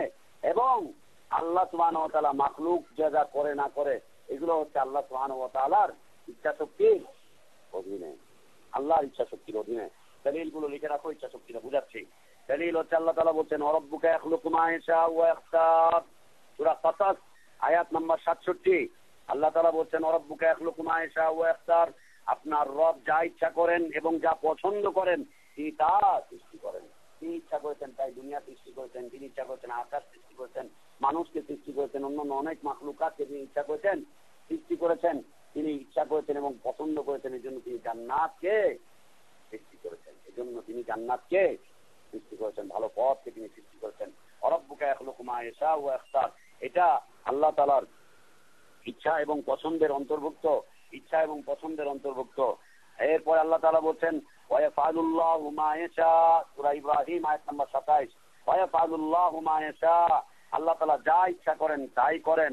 আল্লাহ তাআলা সূরা আলে ইমরান আয়াত নাম্বার 6 আল্লাহ তাআলা বলছেন ওয়াল্লাযী ইউসাউবিরুকুম ফিল আরহাম কাইফা ইয়াশা, তিনি মাতৃ গর্ভে যেভাবে ইচ্ছা সেই আকৃতিতে মানুষকে সৃষ্টি করেছেন। কাউকে নারী, কাউকে পুরুষ, কাউকে হিজড়া, কাউকে অন্ধ, কাউকে অন্তরটাকে ফুটা করে দিয়ে, কাউকে বিকলাঙ্গ করে দিয়ে, কাউকে যেভাবে ইচ্ছা, কাউকে দোয়া মাথা দিয়ে, এইভাবে ইচ্ছা সেইভাবে তিনি আল্লাহ তাআলা মানুষকে মায়ের পেটে সৃষ্টি করেছেন।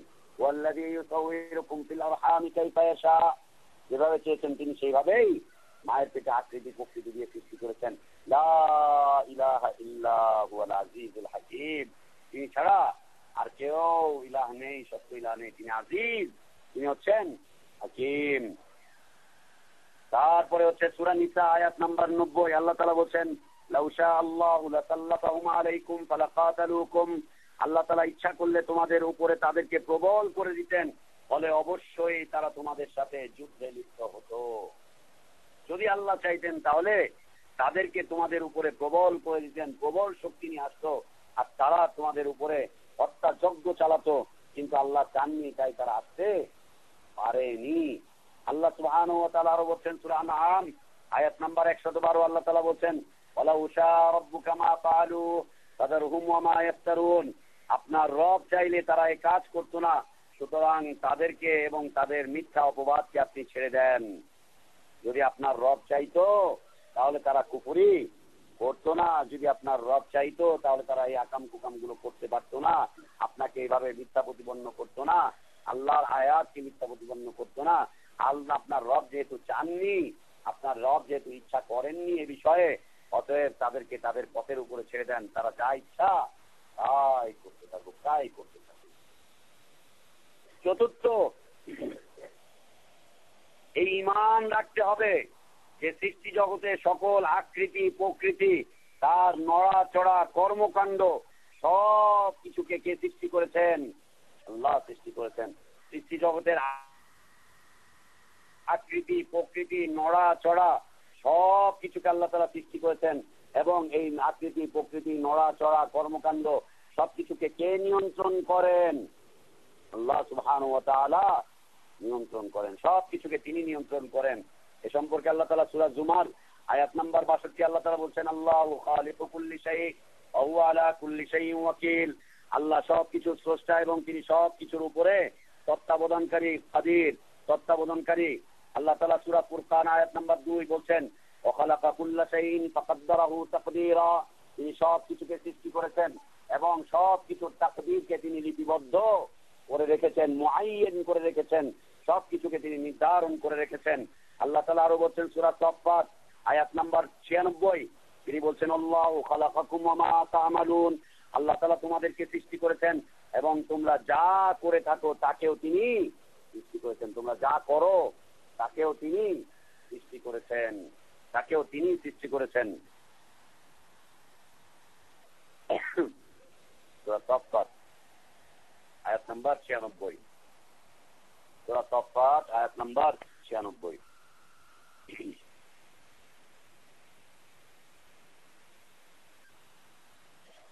তো এ পর্যন্ত থাক, 10টা মিনিট অপেক্ষা করো, আমি আসছি। হ্যাঁ, বন্ধু আছে, বন্ধু কিছু জিনিস প্রশ্ন আছে, প্রশ্নের উত্তরটা দিয়ে আসি। সাল্লাল্লাহু আলাইহি ওয়া বারাকা আলা নবিয়িনা মুহাম্মদ ওয়া আলা আলিহি ওয়া আসহাবিহি আজমাইন। সুবহানাকাল্লাহুম্মা ওয়া বিহামদিকা আশহাদু আল্লা ইলাহা ইল্লা আনতা আস্তাগফিরুকা ওয়া আতুবু ইলাইক।